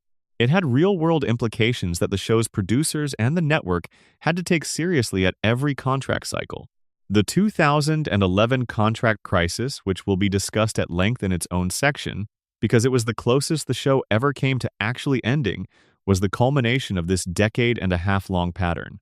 But the earlier negotiations shaped the conditions that made 2011 so acute. Each preceding crisis had been resolved in favor of the cast, ratcheting up the compensation floor and making the show progressively more expensive to produce. By the time the 2011 ultimatum arrived, the per-episode cost of The Simpsons had grown to a figure that Fox's accounting described as unsustainable at the current revenue level, and the network was faced with a genuine choice between ending the show and finding a way to reduce its operating costs dramatically. What the contract wars illustrated, across their full history, was something important about the nature of creative value and commercial leverage in the entertainment industry. The people who created the show's essential value, not the executives who sold the advertising, not the licensing agents who negotiated the merchandise deals, but the 6 people in the recording booth whose voices had made these characters real, were systematically undercompensated relative to the commercial value they generated in the early years of the show. When they eventually organized to claim a fairer share of that value, the network experienced it as an unreasonable demand, which revealed a particular kind of institutional myopia about where the show's worth actually lived. The Simpsons survived all of these crises, and it survived them in ways that, looking back, seem inevitable only because we know the outcome. In the moment, each negotiation created genuine uncertainty about whether the show would continue. Each time the actors sat across the table from Fox's representatives, with the implicit threat of their own absence between them, the show's existence was genuinely at risk. That none of these risks materialized into actual cancellation is a credit to the eventual reasonableness of both sides to the cast's willingness, ultimately to accept less than their maximum demand, and to Fox's willingness, ultimately, to spend more than it wanted to spend in order to keep the machine running. But the machine very nearly stopped, several times, and the history of the contract wars is the history of a show that survived not because its continued existence was guaranteed, but because the right people, in the right moments, decided that the thing they had built together was worth the compromises required to keep it going. Section 8, After the Towers, the show that had to rediscover itself. There are events in the history of a culture that arrive with such force, such sudden completeness, that everything that preceded them is permanently sorted into 2 categories, before and after. The 11th of September 2001 was that kind of event for American culture in its entirety, and it was that kind of event for American television comedy in particular. The question of what comedy was for, what role it played, what it was allowed to say, what it owed the culture in which it lived was suddenly, violently reopened. Shows that had been operating on their existing assumptions found those assumptions challenged not by critics or network executives, but by the simple fact of an altered world. The Simpsons was not exempt from this reckoning. The show had been on the air for 12 seasons when the attacks happened, and it was, in many ways, the defining satirical text of American culture for the previous decade, the show that had, more consistently and more brilliantly than anything else, looked at the way Americans lived and laughed at what it saw. That satirical project, which had always had a gently critical edge to it, was not suddenly wrong or inappropriate in the aftermath of September 11.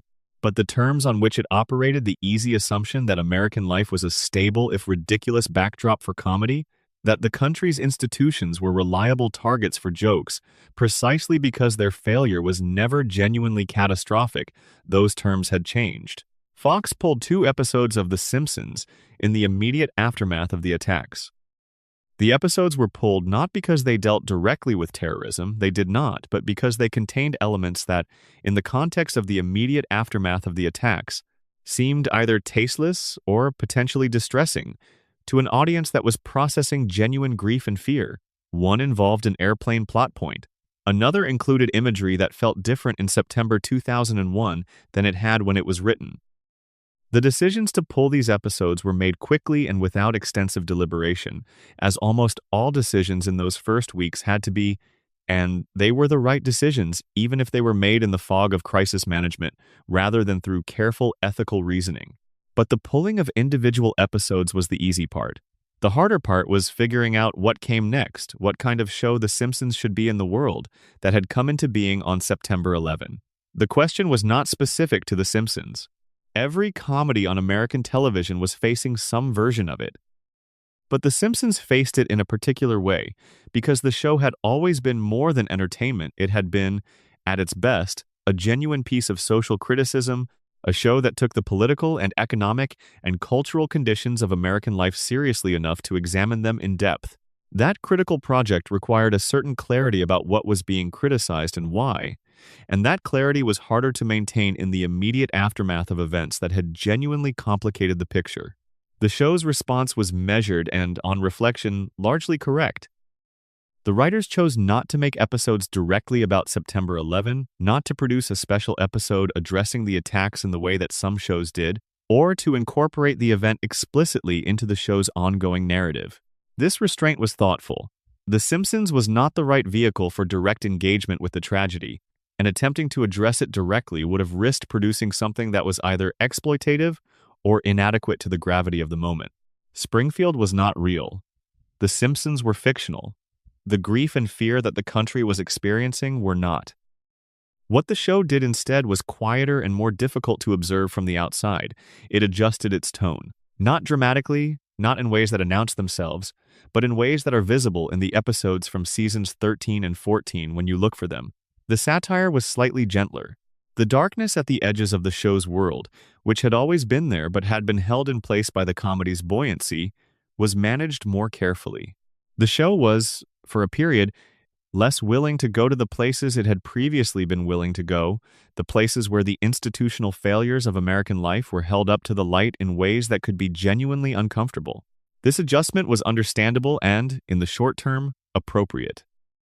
But it contributed to a sense, among the show's most attentive viewers, that something had shifted, that the show's engagement with American life had become slightly more cautious, slightly more careful, slightly more concerned with not offending in a period when the culture was more easily offended than usual. The post-September 11 episodes are not bad television. They are, in many cases, genuinely good television. But they are television made by people who are being careful in a particular way, and careful comedy is, in a subtle sense, less free than uncareful comedy. The other significant effect of the September 11 period on The Simpsons was more straightforwardly commercial. The advertising market, which had been contracting somewhat before the attacks as part of the broader economic slowdown of the early 2000s, contracted significantly further in the aftermath.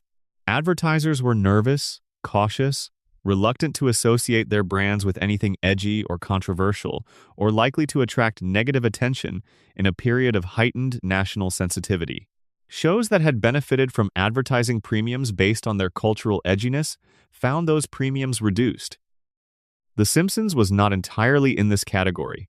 It had, by 2001, long since established itself as an institution rather than an edgy outsider, which gave it a certain protection against the advertiser nervousness that affected newer or more provocative programming. But the overall advertising market softness affected Fox's revenues across the board, and that revenue pressure found its way into the conversations about the show's cost structure that were always, at some level, ongoing. The post-September 11 period was not a time when Fox was inclined to be generous about production budgets or staffing levels on even its most prestigious shows. The identity crisis that The Simpsons navigated in the early 2000s was ultimately resolved not by a single decisive moment, but by the gradual reassertion over several seasons of the show's essential character. The writers found their way back, not to the specific sensibility of the golden years. That sensibility was specific to a time that had passed, but to a version of the show's voice that felt honest and alive. Episodes from seasons 14 and 15 show the show experimenting with its own form, pushing against its established conventions in ways that suggested a creative team that was actively thinking about what the show could still do, rather than simply executing existing formulas. The season 13 episode Weekend at Burnsies, in which Homer becomes a medical marijuana patient, and the season 14 episode Bart vs. Lisa vs. the Third Grade, which deployed an unusually complex structural approach to what was ostensibly a simple school story, were examples of this renewed willingness to take creative risks. They were not classics in the way that the best episodes from seasons 3 through 7 were classics, but they were alive in a way that the most cautious post-September 11 episodes had not been, and their aliveness was a sign that the show was finding its footing again. What the September 11 years illustrated about The Simpsons was something that was easy to miss in the ordinary course of weekly television. The show was genuinely engaged with the culture it was satirizing, and when that culture went through a rupture as severe as the one that happened in 2001, the show could not simply continue as if nothing had changed. The fact that it paused, adjusted, became more careful, and then gradually recovered its nerve was, in a way, evidence of how seriously it took its own project. A show that was purely mechanical, purely a formula being executed, would not have felt the impact of September 11 on its creative identity.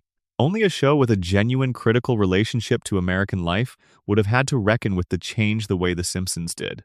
Section 9, the movie that almost killed the series. In 2003, James L. Brooks announced publicly that The Simpsons would be making a feature film.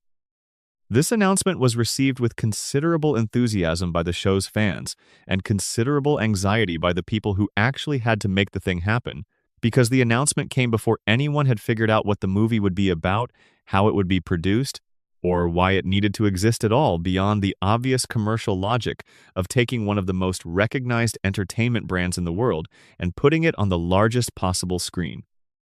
The production of The Simpsons movie, which would eventually be released in July 2007, took approximately 4 years and went through 17 complete screenplay drafts, which is a number that tells you almost everything you need to know about how difficult the process was. It involved the collective creative effort of virtually every writer who had ever worked on the show at a high level. It nearly derailed the television series on multiple occasions. It tested the patience of Fox's business affairs department, the goodwill of the show's international distribution partners, and the psychological resilience of everyone who worked on it. And it produced, in the end, a film that was good, genuinely, satisfyingly good in ways that, given the difficulty of its creation, seem almost miraculous. The conceptual challenge at the heart of the movie project was simple to state and extraordinarily difficult to solve. If the television series, across 16 seasons, had told every possible story about the Simpson family and Springfield, what was left to tell that could only be told in a feature film? The movie needed to be bigger than an episode, bigger in scope, bigger in emotional ambition, bigger in the events it set in motion and the consequences it allowed to develop. But it also needed to be, unmistakably, The Simpsons to honor the show's sensibility and characters in ways that fans who had been watching for 15 years would recognize and value. The solution that eventually emerged: Homer causing an environmental crisis so severe that the EPA seals Springfield under a glass dome, forcing the family to flee to Alaska and then return to save the town, was arrived at through a process of elimination more than inspiration. The writers tried apocalyptic scenarios. They tried intimate, small-scale stories. They tried metafictional approaches and straightforward adventure narratives and everything in between. What they eventually settled on worked because it used the movie's expanded scale in service of something the television series had always been interested in: the gap between Homer's limitations and the consequences they generated for the people he loved. The dome story gave the movie genuine stakes. The literal sealing off of Springfield created a crisis that could not be resolved in 22 minutes, that required the extended time and space of a feature film to work through properly. And Homer's responsibility for that crisis, and his eventual decision to risk everything to make it right, gave the film its emotional architecture. The best moments in the movie are the moments when Homer confronts the cost of his own selfishness in ways the television series could gesture toward but never fully follow through on, because the television series always had to reset to baseline by the next episode. But the process of arriving at this solution nearly destroyed the show's production infrastructure along the way. The problem was resource allocation. Making the movie required the attention and energy of the show's most experienced writers, the people who understood the characters most deeply, who could navigate the specific challenges of translating the show's sensibility to a feature film format, who had the institutional knowledge necessary to ensure that the movie felt like The Simpsons rather than a well-funded imitation of it. These were the same people who were responsible for producing the television series, which continued to air throughout the years of movie development. The result was that both the movie and the television series suffered from divided attention. The show's writers were splitting their time and creative energy between two major projects simultaneously, and the work on each inevitably suffered from the demands of the other. The television seasons produced during the movie development period, roughly seasons 14 through 18, are among the more variable in the show's history, with peaks that suggest the writers were still fully capable of excellent work and valleys that suggest the best creative energy was elsewhere. The movie was drawing on the same well of talent and inspiration that the series needed, and the well was not inexhaustible. There were points during the production when the movie project came close to being abandoned. The difficulty of cracking the screenplay, the escalating cost of feature animation, the logistical complexity of a production that involved both the movie and the ongoing series. These pressures accumulated in ways that made Fox's business affairs people periodically reconsider whether the movie was worth its cost in resources and disruption. The conversations about possibly canceling the movie project were not hypothetical. They happened. They were serious. And they were resolved, each time, by the collective determination of Brooks, Groening, and the core creative team that the movie was worth doing, and that the difficulties of making it were temporary obstacles rather than fundamental arguments against proceeding. The international animation pipeline for the movie was significantly more complex and more expensive than the television production. Feature film animation requires a higher frame rate, a higher resolution, more detailed background work, and a greater consistency of character design than a weekly television series. The Simpsons animation, which had been produced at a television standard for 16 years, had to be essentially rebuilt for the film. The characters were redrawn, the color palette was expanded, the background art was developed with a level of detail and three-dimensionality that the television episodes had never required. This was expensive. It was also, when you watch the finished film, clearly worthwhile. The movie looks beautiful in ways the television series never needed to look, and that beauty gave the story a scale and grandeur that justified the feature film format. The voice recording sessions for the movie were, by several accounts, among the most emotionally and creatively intense the cast had experienced.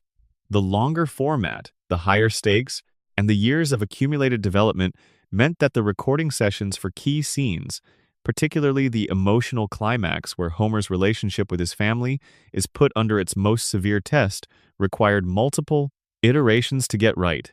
The actors brought a depth and vulnerability to their performances that the tighter schedule of weekly television production did not always permit, and the result was audible in the finished film. The Simpsons movie opened on the 27th of July 2007 to a commercial response that exceeded Fox's most optimistic projections. The film grossed approximately $527 million worldwide on a production budget, estimated at around $75 million, a return that, by any metric, represented an extraordinary commercial success. The critical response was similarly generous.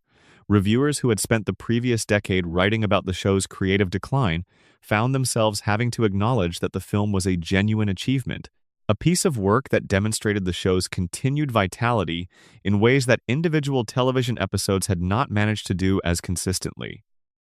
But the movie's success also created a complicated situation for the television series.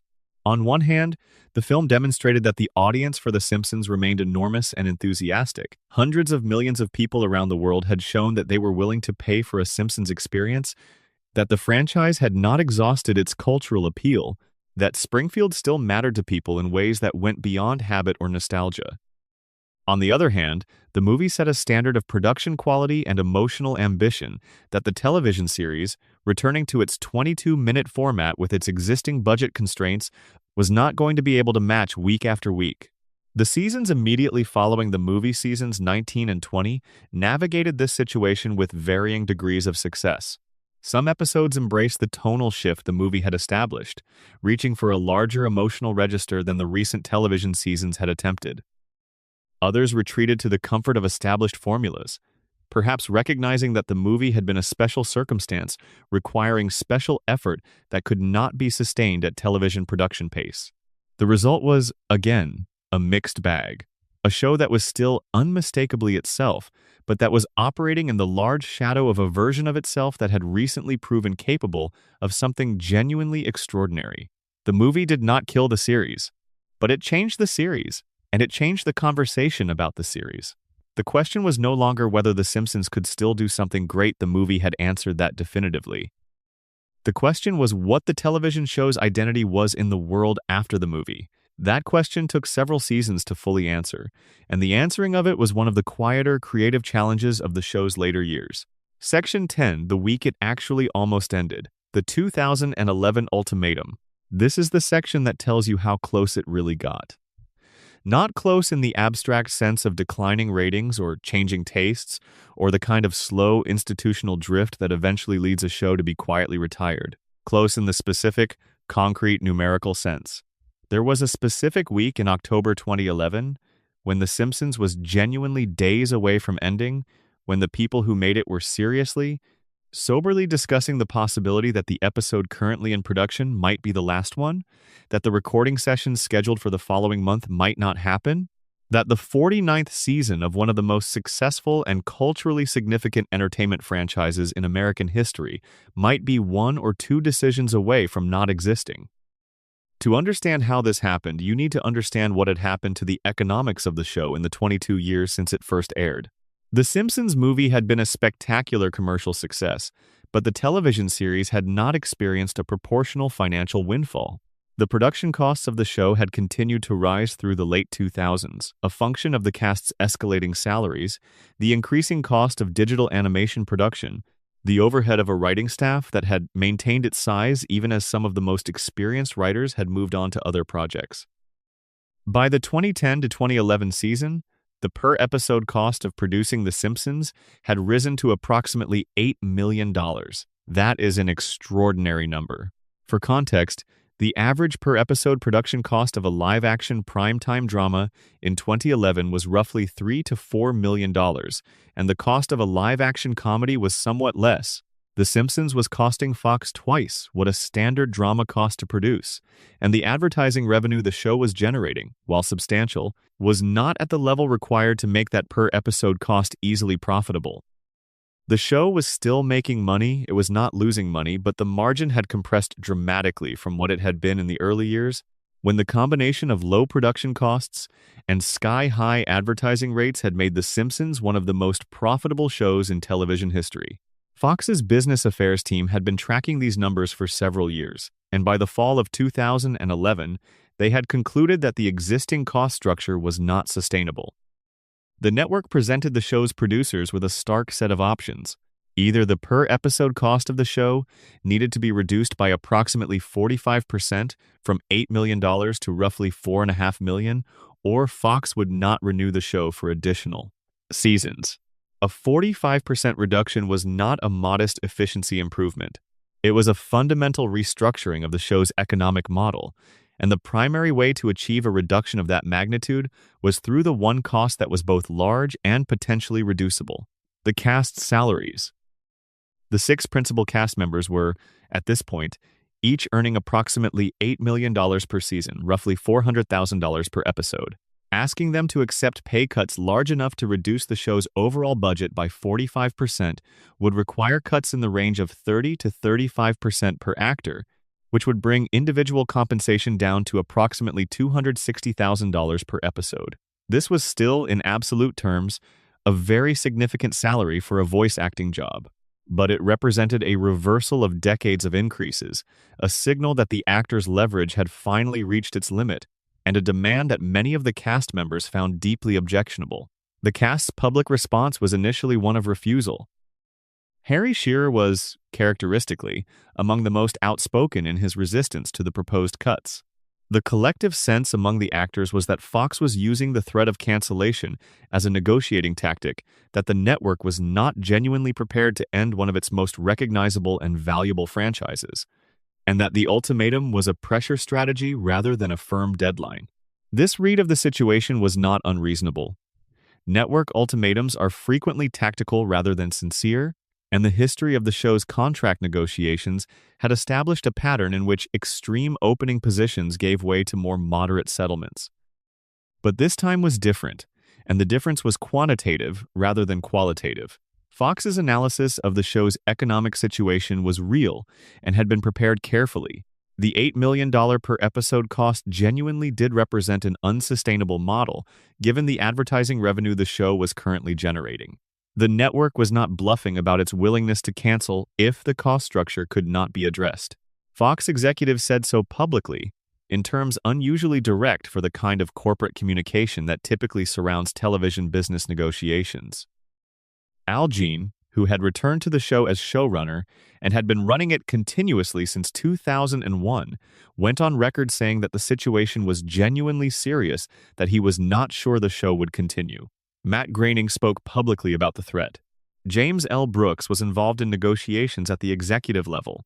The creative leadership of the show was engaged in earnest discussions about the possibility that 22 years of production were coming to an end, and those discussions had the quality not of strategic positioning but of genuine contingency planning. The resolution came after approximately a week of what can fairly be described as a crisis atmosphere. The cast agreed to a pay cut, though the exact figures were never publicly confirmed.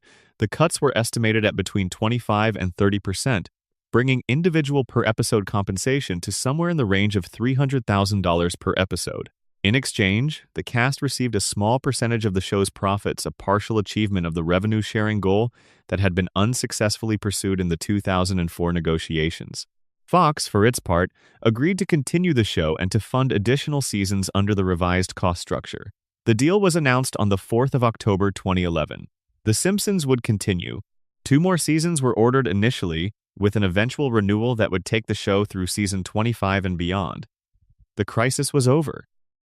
But the week between the ultimatum and the resolution deserves more attention than it typically receives in accounts of the show's history, because it was not a week of polished negotiation or calm strategic maneuvering. It was a week of real uncertainty, conducted by real people who had built their professional lives around this show and who were confronting the genuine possibility that it was ending. The writers who were in production on episodes that might never air, the animators working on sequences that might not be finished, the network executives who were privately calculating what it would mean for Fox's schedule and revenue if The Simpsons actually ended, the actors who had been voicing these characters for more than 2 decades and who were being asked to accept a significant financial concession as the price of continuing to do so. What the 2011 crisis revealed, more clearly than any previous difficulty in the show's history, was that The Simpsons was not an institution in the way that institutions are typically described: large, inert, self-sustaining, immune to the pressures that affect ordinary things. It was a fragile arrangement between talented people and commercial interests that required active maintenance and continuous renegotiation. The show had survived because each time the arrangement was tested, the people on both sides of it had found a way to make it work. But the survival was never guaranteed. It was always achieved, and always at a cost. The 23rd season, which premiered in September 2011, just days before the deal was finalized, began with an episode called The Falcon and the Doman, which had been produced in the uncertainty of the preceding months. Watching it with knowledge of what was happening behind the scenes during its production gives it a slightly eerie quality to the show going about its business. Homer stumbling, Bart scheming, Lisa worrying, Springfield being Springfield, all of it proceeding normally while the people who made it were not at all sure they would be making it much longer. The episode was fine. The show continued. The loop, as it always had, kept running. Section 11. The Streaming Age and the Question of Relevance. In August of 2014, the cable network FXX, a cable channel that most Americans had never heard of, which had been launched by Fox's parent company as a platform for adult-oriented programming, and which was, at that point, searching for ways to establish a distinct identity in an increasingly crowded television landscape, did something unusual. It aired every single episode of The Simpsons, in chronological order, continuously, for 12 days. Every episode. All 552 of them, starting with the first Tracy Ullman short and running through the then-current season 25, playing around the clock, filling 300 hours of television time with nothing but Springfield. The event was called Every Simpsons Ever, and it was, in promotional terms, a relatively straightforward programming stunt, the kind of marathon that cable networks deploy when they acquire a large library of content and want to introduce it to their audience in a dramatic way. FXX had recently paid a reported $750 million for the streaming and cable rights to The Simpsons library, and the marathon was the way they chose to announce the acquisition to the world. The assumption behind the stunt was that it would generate some press attention, attract the show's existing fan base, and give FXX a notable landmark in its brief history. What actually happened exceeded every projection. The Every Simpsons Ever marathon became the highest-rated event in FXX's history by a substantial margin.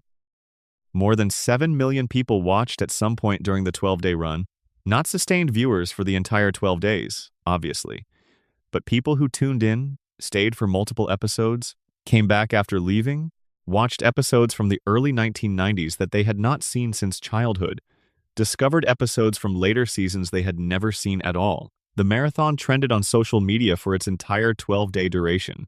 It generated news coverage in publications that did not typically cover cable television programming stunts. It became, briefly, a cultural event in its own right. The significance of the Every Simpsons Ever marathon was not primarily commercial, though the commercial significance was real.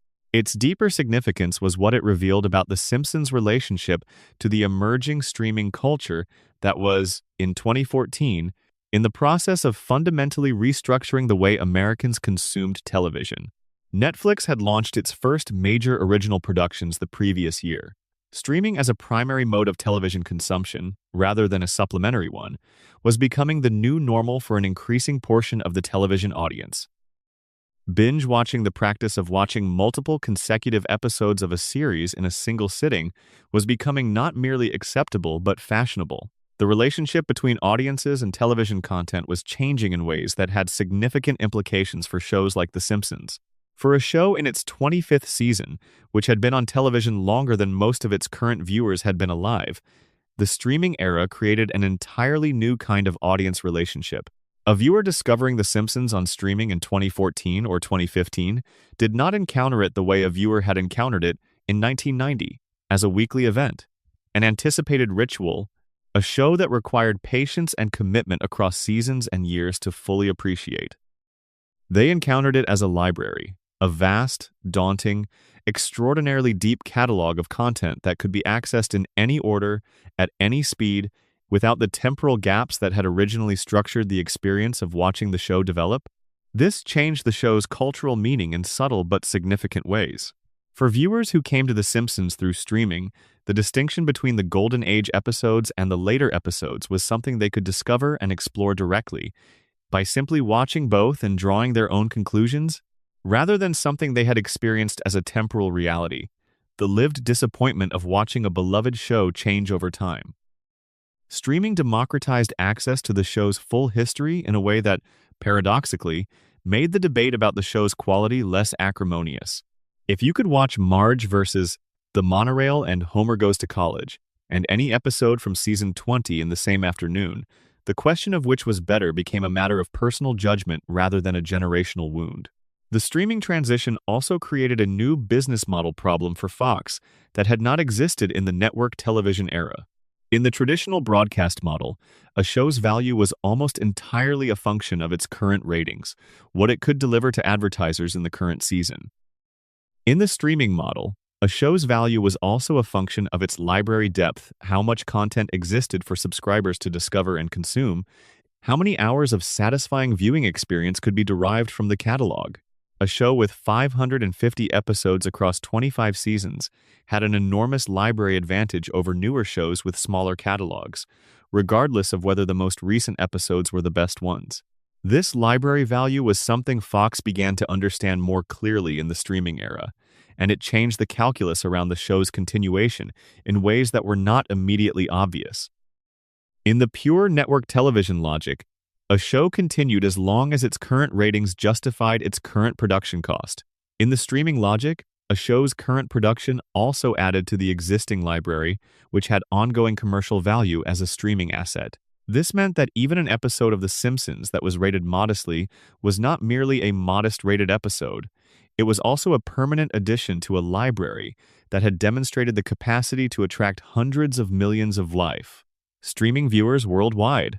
Disney's acquisition of 21st Century Fox in 2019 crystallized this dynamic.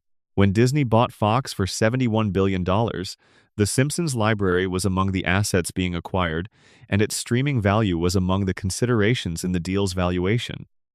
The show moved to Disney Plus as part of the acquisition, all 550-plus episodes available to Disney Plus subscribers at launch, representing one of the deepest television libraries of any single series in the history of the platform. The arrival of The Simpsons on Disney Plus generated significant subscriber interest. The show was among the most streamed titles on the platform in its first months of availability. But the Disney era also created a new and somewhat uncomfortable cultural juxtaposition. The Simpsons, which had been the product of a scrappy outsider network, Fox, the network that had been built in defiance of the established media order, was now part of the largest entertainment corporation in the history of the world. The satire of corporate power that had always been one of the show's recurring themes became, in this context, somewhat awkward. Burns-like oligarchs controlling media and culture while the population remained too distracted to notice was, in the Disney era, a description that critics began to apply to the show's own parent company. The show addressed this directly, in its characteristically self-aware way, in a 2019 episode that included a sequence in the Disney Plus logo style, with various Disney properties making brief appearances alongside the Simpson family. The joke was partly self-congratulatory, partly self-critical, and entirely characteristic of the show's approach to its own unusual position in the culture. Too honest to ignore the irony, too embedded in the commercial system to fully critique it. The question of relevance that had haunted the show since the late 1990s was not resolved by the streaming era. If anything, it became more complicated. The show was more accessible than ever before, available on demand to anyone with a subscription to Disney Plus in any country where the platform operated, in any of the dozens of languages into which it had been dubbed over its 35-year history. Its global audience was, in aggregate, larger than it had ever been. But its week-to-week cultural impact, the sense that the show was participating in the ongoing national conversation in real time, that a particularly sharp episode could shift the discourse around a political or cultural issue, had diminished significantly from its peak. The show's cultural relevance in the streaming era was more like a steady ambient presence than the sharp episodic cultural events it had produced in its golden years. It was always there, always available, always being watched by someone somewhere. But it was rarely the thing that everyone was talking about on Monday morning. The transition from weekly event to streaming library was, in many ways, the final stage of a process that had been underway since the early 2000s. The gradual transformation of The Simpsons from a living, breathing participant in American cultural life into a monument enormous, beloved, irreplaceable, and no longer quite urgent in the way that monuments are not quite urgent. This was not a failure. Becoming a monument is a significant achievement. Most shows do not get to be monuments. They simply end and are remembered with varying degrees of warmth and eventually fade. The Simpsons had become something different, a permanent fixture in the cultural landscape, a reference point, a shared inheritance. The streaming era was, in its way, the confirmation of that status, the moment when the show's longevity was formalized into infrastructure rather than simply continued as practice. Section 12. Still breathing. Why Springfield refuses to die.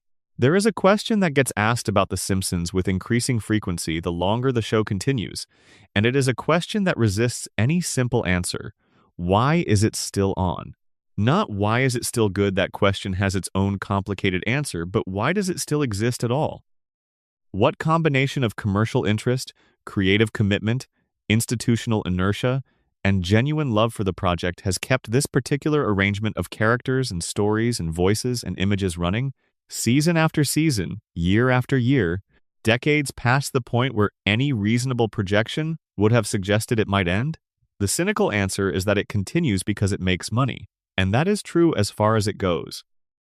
The show generates revenue from multiple streams, advertising sales, international licensing, merchandise, streaming subscription value, ancillary commercial arrangements that have accumulated over 35 years into a commercial infrastructure of remarkable complexity and scale.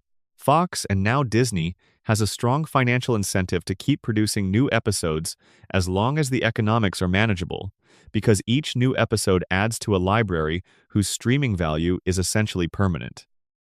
An episode produced in 2024 will be available for streaming in 2040, in 2050, in whatever media landscape exists whenever people are watching television, in a world that we cannot fully imagine from here.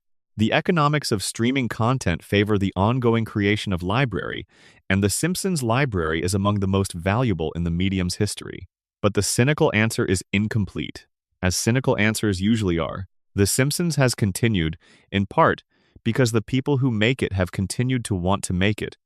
This is not a trivial observation. Television shows continue as long as the combination of commercial interest and creative will sustains them, and creative will is the more fragile of the two. There have been plenty of shows in television history whose commercial prospects would have supported continuation, but which ended because the people making them had said what they wanted to say and no longer had the appetite for the weekly grind of production. The Simpsons has, apparently, not reached that point, at least not yet. Al Jean's tenure as showrunner, which began in 2001 and has continued uninterrupted since then, represents one of the longest continuous creative executive tenures in the history of American television. Jean has been running The Simpsons for more than 20 years, longer than the show's first 12 seasons combined. He has guided the show through the post-September 11 adjustment, the movie production years, the 2011 contract crisis, the Disney acquisition, the streaming transition, and whatever the current moment is, when you are reading or listening to this, his continued engagement with the show, his continued belief, apparently, that there are stories worth telling in Springfield and ways of telling them that have not been exhausted, is one of the primary reasons the show has been able to sustain itself against the gravitational pull of entropy that affects all long-running creative projects.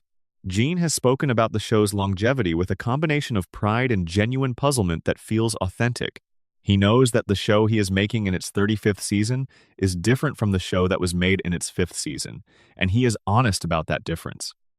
He also knows that the show in its 35th season is still, by the standard of the medium in which it operates, excellent television, better written, more formally sophisticated, more emotionally intelligent than most of what surrounds it in the schedule. The comparison to the peak years is not the only comparison that matters. The writers who work on The Simpsons in its current iteration are a different group from the writers who built the show in the early 1990s. Some are younger, coming to the show with their own relationship to it, a relationship formed, in many cases, by watching it as children or teenagers during the Golden Age, feeling its influence on their sense of humor and their understanding of what television could do, and eventually finding themselves in the writing room, trying to contribute to something that had shaped them.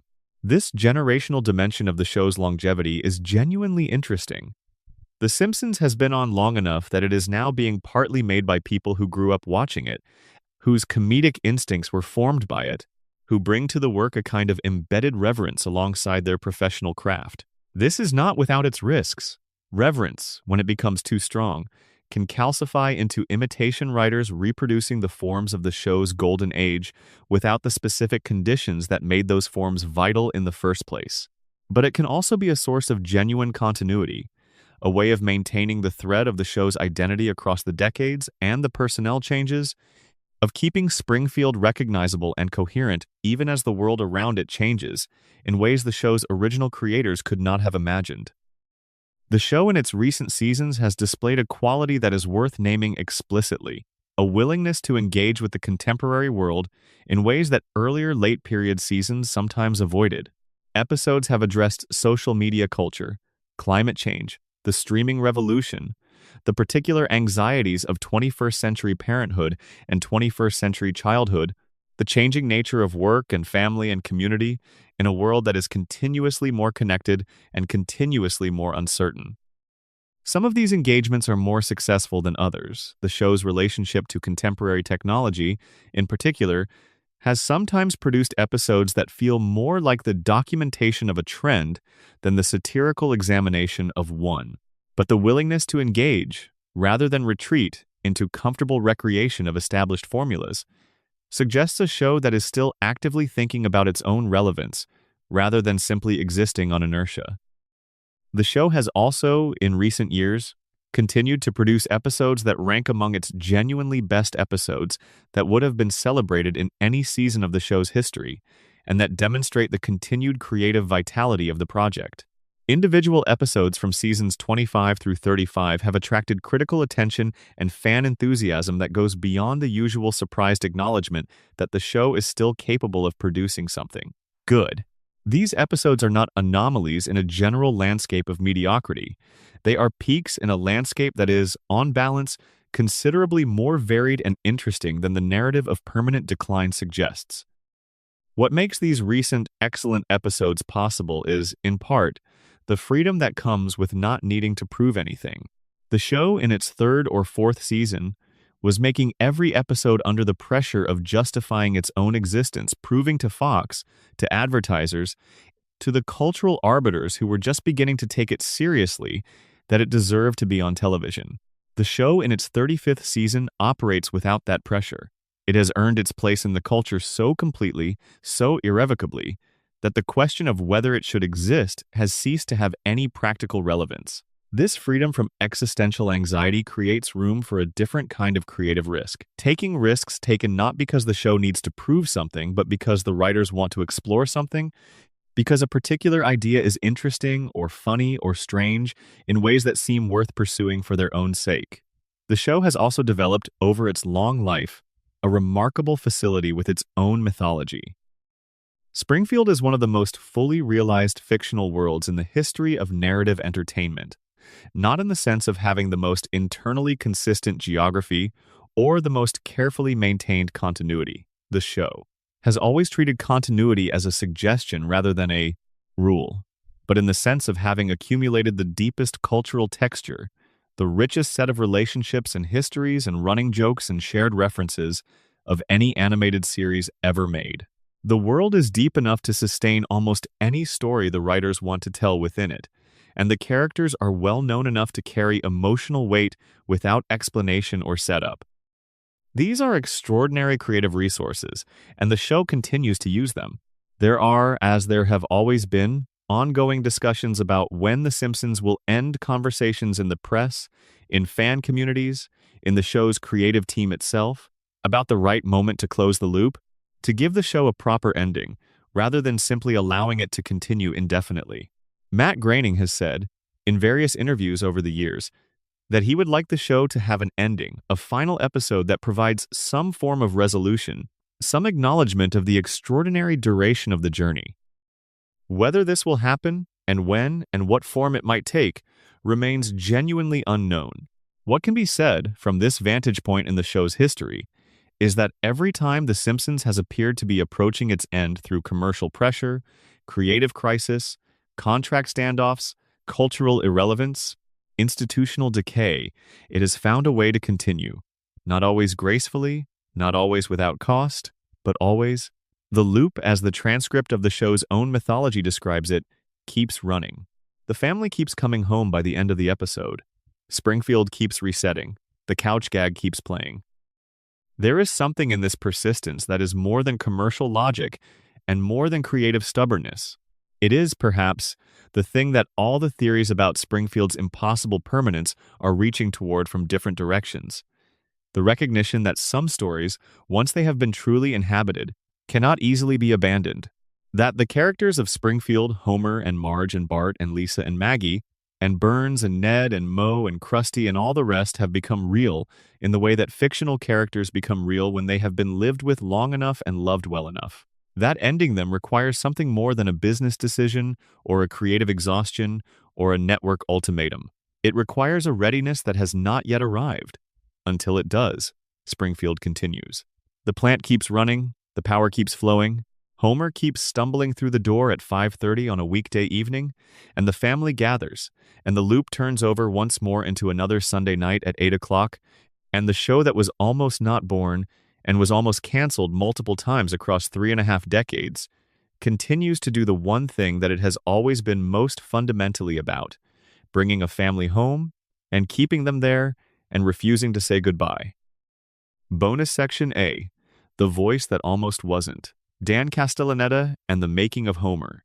There is a version of the story of The Simpsons in which Homer Simpson sounds completely different, in which the character that would become the most recognizable voice in the history of American animation, that peculiar combination of warmth and stupidity, of pathos and outrage, of the specific, strangled exclamation that would be inserted into the Oxford English Dictionary as a legitimate English word, was voiced by someone else entirely, or was voiced in a different way that produced a different character, a character that the audience would have felt differently about, that the writers would have written differently for, that the show would have been organized around in a fundamentally different manner. That version of the story did not happen, but it almost did, multiple times, in multiple ways. Dan Castellaneta had been doing improvised voices and sketch comedy with his wife Deb LaCusta since the early 1980s, working primarily in Chicago's Second City tradition before moving to Los Angeles. He was part of the ensemble cast of The Tracy Ullman Show when it launched in 1987, which is how he came to be the voice of Homer in the animated shorts. But the Homer of the early Tracy Ullman shorts was not yet the Homer who would become iconic. The voice in those early shorts is rougher, more cartoonishly aggressive, shaped by a Walter Matthau impression that Castellaneta had developed a gravelly, somewhat threatening quality that fit the shorter, more abrasive character of the early animations. As the shorts developed and the prospect of a half-hour series came into focus, the question of what Homer's voice should be became one of the central creative questions of the show's development. The Mathau-influenced voice was not quite right. It was funny in the 2-minute format but might grate across a 22-minute episode, and it suggested a character who was primarily antagonistic rather than the more complicated figure the show's creators were envisioning. Castellaneta experimented with different approaches across multiple recording sessions, searching for the version of the voice that would serve the character most fully. The version that eventually emerged rounder, warmer, stupider in a way that was sympathetic rather than threatening, capable of the range of emotional expression that the show's writers would eventually demand from it, was not planned in advance. It was discovered through the process of attempting things and paying attention to what worked. Castellaneta has described the emergence of the final Homer voice as iterative rather than sudden, a gradual refinement across multiple sessions rather than a single eureka moment. The process was, in its way, exactly like the broader process of developing the show itself, a long, uncertain, exploratory effort that succeeded because the people doing it were paying close enough attention to recognize when they had found what they were looking for. The case for Castellaneta as Homer is, in retrospect, completely self-evident. The performance he built across the first several seasons is one of the most subtle and technically accomplished voice acting achievements in the medium's history, not because Homer is a subtle character in the obvious sense, but because the simplicity of the character's exterior is held in place by an extraordinary internal range. When Homer cries, the crying is real. When Homer laughs, the laughter is genuine. When Homer says "dough," the single syllable that has become the show's most recognizable sonic signature, the precise variety of dough that Castellaneta deploys in any given moment carries specific emotional information: frustration, surprise, resignation, self-reproach, the particular mixture of all of these that the scene requires. These are not interchangeable sounds. They are specific artistic choices, made with craft and precision, inside a performance that never looks like work. What almost derailed Castellaneta's continuing participation in the show was not any question about the quality of his performance, but the same contract dynamics that affected the entire cast in the negotiation crises described. Elsewhere in this script, Castellaneta was among the 6 whose departure would have ended the show, and he was among the 6 who had to navigate the difficult balance between advocating for fair compensation and maintaining the collaborative relationships that made the show possible. But there is another dimension to Castellaneta's almost not having the role that is less commercial and more personal, and it has to do with the show's impact on him as an actor. He has spoken in interviews about the particular challenge of voicing Homer across more than 30 years, the challenge of keeping the character honest across that duration, of continuing to find new things to do with a voice and a character that have been so thoroughly explored that the temptation toward mechanical repetition is enormous. Voice actors working on long-running projects describe a specific kind of professional trap. The character becomes so familiar, so automatic, that the recording sessions begin to feel less like performing and more like transcribing. The voice comes out right, the lines land where they should, but the life goes out of it incrementally. Castellaneta has been, by multiple accounts from people who have worked with him in the recording booth, unusually resistant to this trap. He continues to bring a quality of presence and investment to the recording sessions that maintains the character's vitality across decades of production. This is not simply a function of professionalism, it is a function of genuine care for the character, a continuing curiosity about what Homer can do and feel and be that has not been exhausted by 35 years of continuous exploration. Homer's evolution as a character across the show's run reflects Castellaneta's sustained engagement. The Homer of Season 1 and the Homer of Season 30 are recognizably the same character.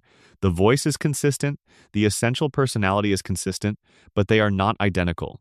The Homer of the early seasons has a slight rawness to him, a quality of being newly discovered that gives the performance an edge of genuine surprise. The Homer of the later seasons has a different quality, more settled, more deeply inhabited, carrying within the performance the accumulated weight of everything the character has been through, Everything the audience knows about him, everything Castellaneta has understood about him through decades of living inside the role. This is not a quality that can be faked or manufactured. It is the product of time and attention and continuous investment in a creative relationship that has, in some sense, been the defining professional relationship of Castellaneta's career. Homer is not a role that Castellaneta plays.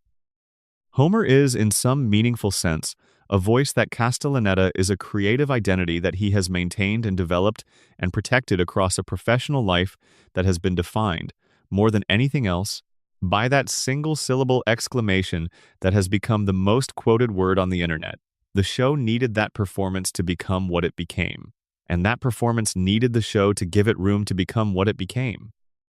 The relationship between Castellaneta and Homer is one of the least discussed but most important creative relationships in the history of American comedy, and the story of the show is, in no small part, the story of that relationship, its beginning, its development, its surprising depth, and its extraordinary duration. Bonus Section B: Springfield in 100 languages. The international story.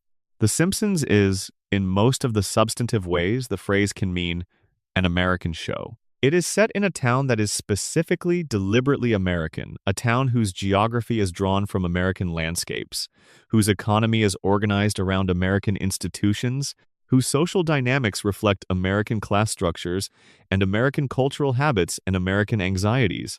The show's satire is calibrated to the specific textures of American life, and many of its best jokes depend on a familiarity with American political culture, American consumer capitalism, American suburban domesticity that would not be available to a viewer who had no experience of those things.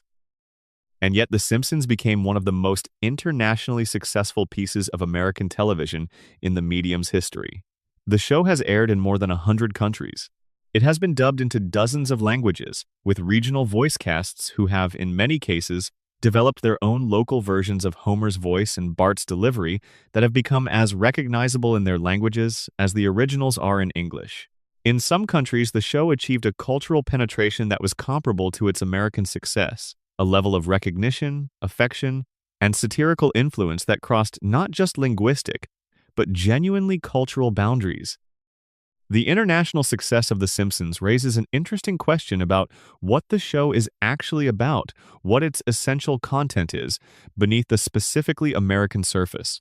Why did a show about a nuclear family in a Midwestern-ish American town resonate with audiences in Brazil, Germany, Japan, Australia, France, and dozens of other countries whose experience of family, work, community, and daily life differed substantially from the experience being depicted on screen? The most direct answer is that the show is, at its deepest level, about something that is not specifically American at all. It is about the gap between the life a family imagines it should have and the life it actually lives. It is about the difficulty of being a parent, and the difficulty of being a child, and the difficulty of sustaining love and patience inside a domestic arrangement that requires both of them constantly and replenishes them only intermittently. It is about the tendency of institutions, workplaces, schools, governments, churches, corporations to fail the people who depend on them, while simultaneously continuing to require their participation and compliance. These themes are not American. They are human, and they translate across cultures with a directness that the show's specifically American surface might seem to preclude. The dubbing of The Simpsons into other languages was itself a remarkable creative enterprise, because dubbing is not simply the substitution of one language for another. It is the recreation of performance in a new linguistic context, which requires voice actors who can not only match the rhythm and timing of the original performance, but also find the equivalent cultural register in their own language for jokes and references that may have no direct translation.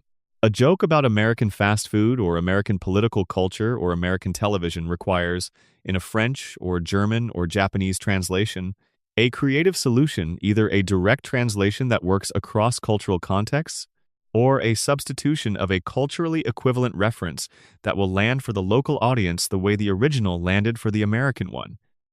The quality of these solutions varies, as you might expect, significantly across languages and over the decades. The early dubbing of The Simpsons into European languages was done with considerable care and intelligence, producing versions of the show that were genuinely funny in their own right. Not pale imitations of the English original, but creative adaptations that found ways to honor the show's spirit in the specific context of their target languages. The German dub, for instance, developed a devoted following that was partly the result of the quality of the localization work, the skill with which German cultural equivalents were substituted for American references without losing the satirical edge of the material. In Latin America, the show was dubbed primarily in Mexico City with a voice cast that developed, across years of production, the same kind of close relationship to the characters that the English language cast had with theirs.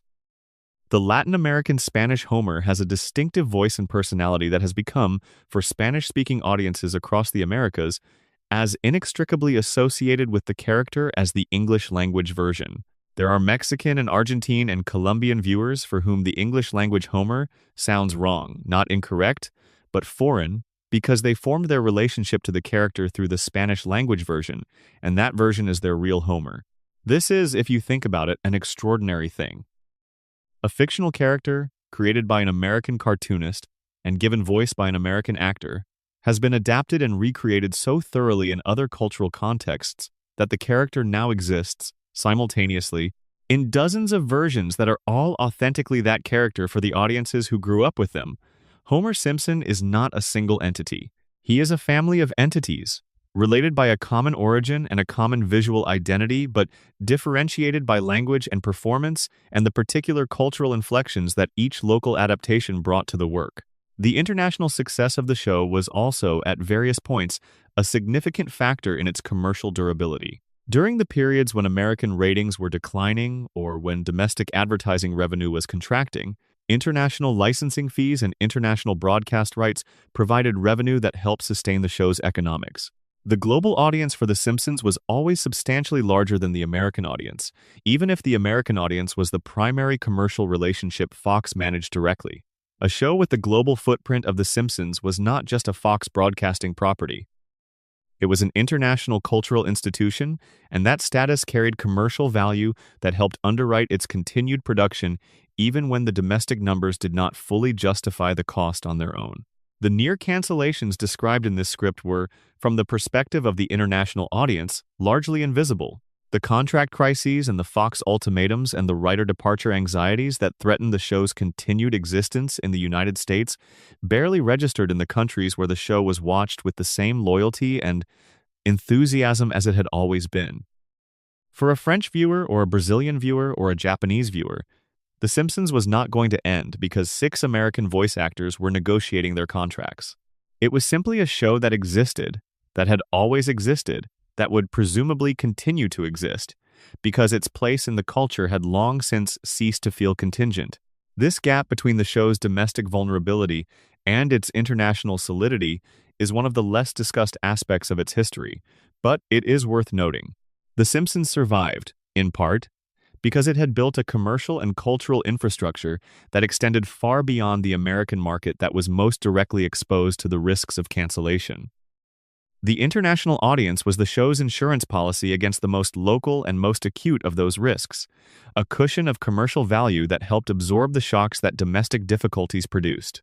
Springfield, whatever its geographical ambiguity, had become a world city, a place that belonged not just to America but to everyone who had ever tuned in any language, and found something in it that felt, however unexpectedly, like home.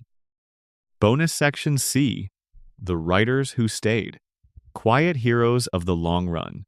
There is a particular kind of professional courage that gets very little recognition in the stories we tell about long-running creative enterprises, and it is the courage of staying. The people who built something and then left are the ones who attract the retrospective attention, the ones who went on to do other things, who took their talents elsewhere, who can be tracked through subsequent careers that demonstrate the scope of what they brought to the original project. Conan O'Brien leaves The Simpsons and goes on to host a late-night show for 20 years. That is a story with a clear narrative arc, a beginning and a middle, and an evolving end. The story is easy to tell. But what about the people who stayed? What about the writers and producers and creative staff who remained attached to The Simpsons across a decade, or 2 decades, or 3 who chose, year after year, to come back to the same writer's room, to work on the same characters, To contribute to the same project rather than taking the accumulated prestige and experience of their Simpsons years and applying them somewhere else, George Meyer is the central figure in this story. Meyer joined The Simpsons writing staff in the first season and remained deeply connected to the show for more than 2 decades, becoming in the process what many colleagues regarded as the show's single most important creative force. His contributions were rarely credited in the way that the showrunner's contributions were.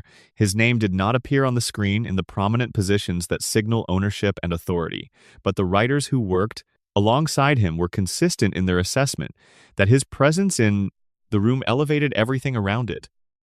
Meyer had a particular quality that is rare in any creative environment: the ability to identify, with great precision, the single best version of a joke among all the competing versions that might be put forward in a writing room. This is not primarily an ability to generate jokes. Meyer was a prolific generator of material, but an editorial ability, a capacity for judgment, a reliable intuition about the difference between something that is funny and something that is funny and right, that is funny in a way that is also true, that is funny and does the narrative work the scene requires without sacrificing the comedy to the necessity of the story. This gift made him invaluable in the specific way that people with refined editorial judgment are always invaluable in creative institutions, not simply as contributors to the work, but as the thing against which the quality of all other contributions was measured. Writers who came to The Simpsons room and worked alongside Meyer absorbed his standards without always realizing they were doing it, and those standards became part of the show's institutional culture in ways that persisted even after Meyer himself was no longer in the room every day. Meyer's departure from the show, or rather, his gradual transition from full-time staff writer to occasional contributor, was itself a loss of the kind that is difficult to quantify. Not a single episode went missing. Not a single character was altered. But the particular quality of critical attention he brought to the room, the particular standard he embodied, was not simply transferred to someone else when he stepped back. It had to be rebuilt, approximated, maintained through a different combination of people and influences. Al Jean's story is different but equally significant. Jean's return to the show as showrunner in 2001, after his initial departure in 1992 to develop other projects with his writing partner Mike Reiss, represents one of the most remarkable acts of creative recommitment in television history. Jean had been part of the show at its creative peak, had left to pursue other work, had returned to find the show in a transitional period following the September 11 attacks, and had then stayed through the 2011 contract crisis, stayed through the Disney acquisition, stayed through every subsequent season and renewal decision, building in the process the longest continuous showrunner tenure in the history of American television. What keeps someone in a position like that? The comfortable answer is that Jean loves the show, loves the characters, finds satisfaction in the ongoing creative challenge of keeping Springfield alive and worth watching. All of that is probably true, but there is something else, something harder to articulate but visible in the way Jean talks about the show when he is being reflective rather than promotional. A sense of responsibility. The Simpsons is not merely a job to Jean. It is a thing he helped build, a thing he was part of before it became an institution, a thing whose continued quality is, in some meaningful sense, his responsibility to maintain as long as he is able to maintain it. This is the particular psychology of the person who stays, not the absence of other options, but the presence of an attachment that other options cannot compete with. Jean could have left The Simpsons after the 2011 crisis. He could have left after the Disney acquisition changed the show's institutional context. He could leave now, or next year, and his reputation and his career would be entirely secure based on what he has already accomplished. He does not leave, apparently, because leaving has not yet felt like the right thing to do. Matt Selman, who joined the show in the late 1990s and became co-showrunner with Jean in later seasons, is another figure in this tradition. Selman's presence on the show across more than 2 decades of production represents the same kind of sustained commitment that Jean's tenure embodies: a willingness to make The Simpsons the primary professional relationship of a creative life, to invest in it not as a stepping stone to something else, but as the thing itself. John Swartzwelder deserves special mention, though he is in a category somewhat by himself. Swartzwelder wrote 59 episodes of The Simpsons across the show's first 13 seasons, more episodes than any other writer in the show's history, and then stopped. He did not leave for another show or another professional opportunity. He left to write novels, publishing a series of comic mysteries set in a fictionalized version of 1950s America that have attracted a devoted following among fans of a particularly American tradition of absurdist comedy. His departure from the show was quiet, undramatic, and almost entirely unexplained in public. He simply stopped appearing in the credits, and the 59 episodes he had written remained in the archive as a monument to a particular kind of comic genius. The 59 episodes are, collectively, one of the most remarkable individual contributions to any television series in the history of the medium. They include some of the show's most celebrated installments. They are characterized by a specific quality of absurdist escalation, a willingness to take a premise to its most extreme logical conclusion without apology or qualification, and by a particular relationship to American history and culture that treats the entire sweep of 20th century American life as material for comedy. Swartzwelder was, apparently, simply done when he was done, and his decision to leave the show was consistent with a broader approach to his professional life that seemed indifferent to the considerations of visibility and prestige that animate most careers in the entertainment industry. There are dozens of other writers and producers whose names appear in The Simpsons credits across the show's 35-plus years, and who gave significant portions of their professional lives to the project. Some stayed for years. Some stayed for decades. Some contributed one or two remarkable episodes and moved on. The collective effort represented by those credits, the aggregate of all that attention, all that craft, all that sustained investment in a shared creative project, is the actual thing that The Simpsons is made of. The show is not made of Homer and Marge and Bart and Lisa and Maggie.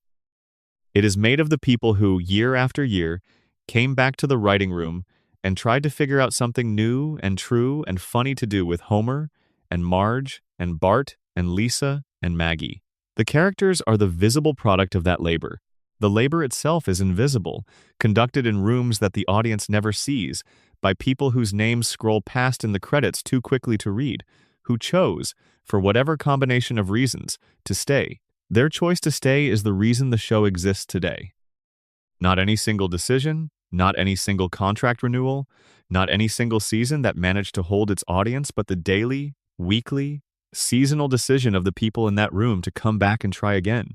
That decision, made quietly and without ceremony, and without the recognition it deserves, is the actual story of how The Simpsons stayed on television for 35 years. It stayed because people showed up to make it, and people showed up to make it because they believed each time they came back that there was still something worth making. Bonus Section D. Small near cancellations nobody wrote about.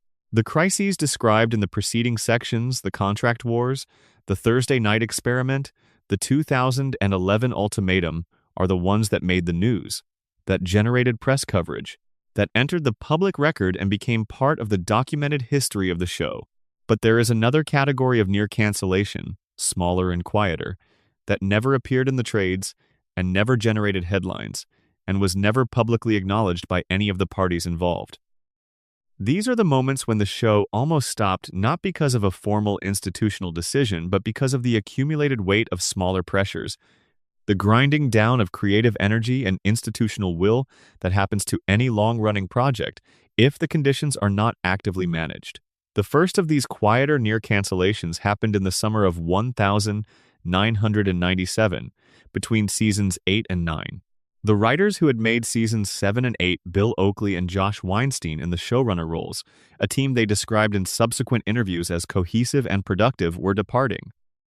The transition to Mike Scully as showrunner represented a shift in creative sensibility that would shape the show's direction significantly over the next several years.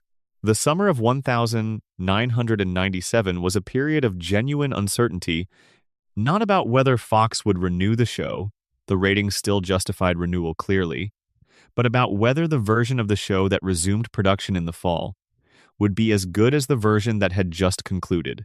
This is a different kind of near cancellation than the ones driven by external pressures. It is an internal near cancellation, the risk not of ending but of losing the essential quality that made the thing worth continuing. The people who cared most about the show's creative integrity were, during that summer, genuinely uncertain about whether the transition would be managed well enough to preserve what had made the show great. Some of them had private conversations about whether it might be better, if the quality could not be maintained, to end the show with dignity rather than continue it into a period of sustained mediocrity. These conversations did not produce any public statement or any formal action. They were the kind of private deliberations that happen among creative people who care about their work, who understand that bad versions of good things are, in some respects, worse than no version at all. The show continued, as it always had. Whether the transition was managed as well as it could have been is a question that the show's subsequent creative history answers ambiguously. There are excellent episodes from the Scully years, and there are episodes that even the show's most devoted defenders struggle to defend. The internal near cancellation of 1,997 was averted, but not entirely without cost. There was a similar moment in the early 2010s, a few years before the formal 2011 contract crisis, when the creative staff was dealing with a particular kind of burnout that is specific to very long-running creative projects. The exhaustion of having explored so much of the territory available to the show that finding genuinely new ground felt increasingly difficult. After more than 20 seasons, it was possible to identify categories of Simpsons story that had been done so many times, in so many variations, that returning to them again felt less like creative work and more like repetition. Homer gets a new job. Bart gets into trouble at school. Lisa feels misunderstood.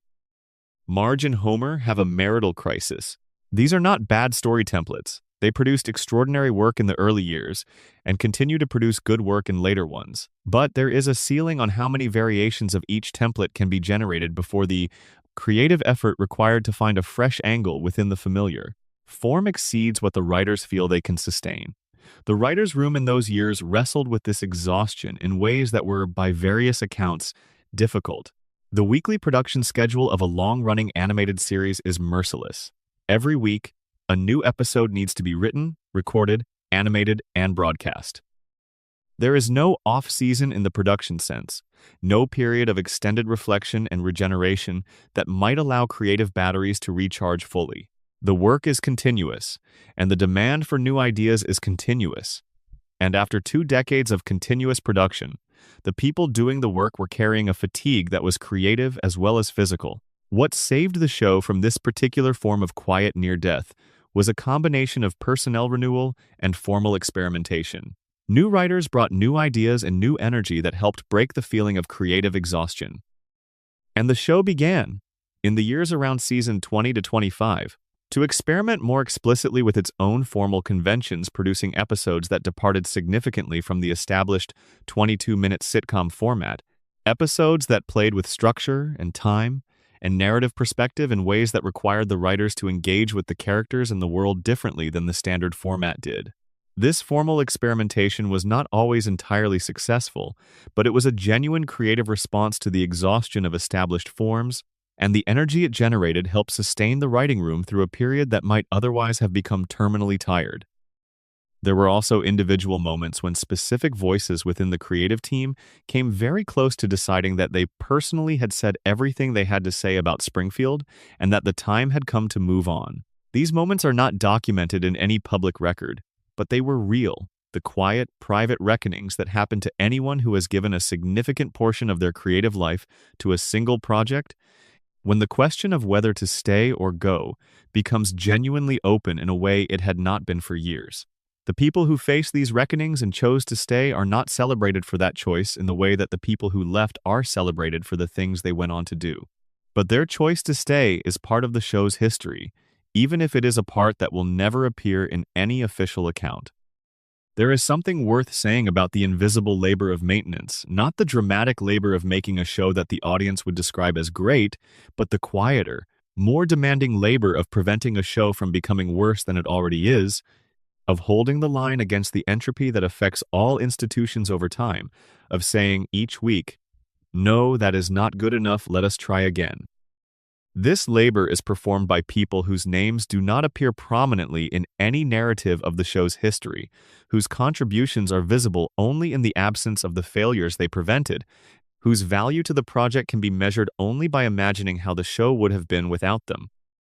The small near cancellations, the ones that happened in writers' rooms rather than in Fox boardrooms, in quiet conversations rather than in press releases, In the private calculations of tired people deciding whether they had enough left to keep going are the truest measure of how often the show was almost not what it was. The big public crises are easier to tell stories about.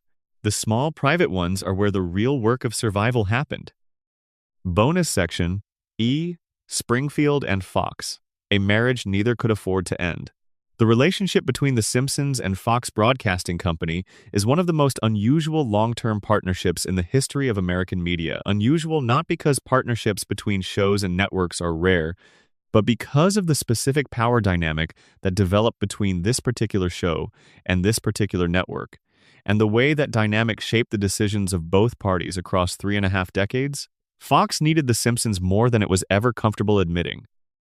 This is the fundamental structural reality of the relationship, and every negotiation, every content dispute, every renewal decision, every moment of tension was conducted in the shadow of that reality, even when neither party chose to acknowledge it directly. The Simpsons was not merely Fox's most successful show. For a significant portion of the network's history, it was Fox's primary claim to legitimacy as a broadcaster. The thing that established Fox's identity as a network capable of producing programming that mattered, that attracted critical attention, that was worth watching as something other than a stopgap between the shows you actually wanted to see.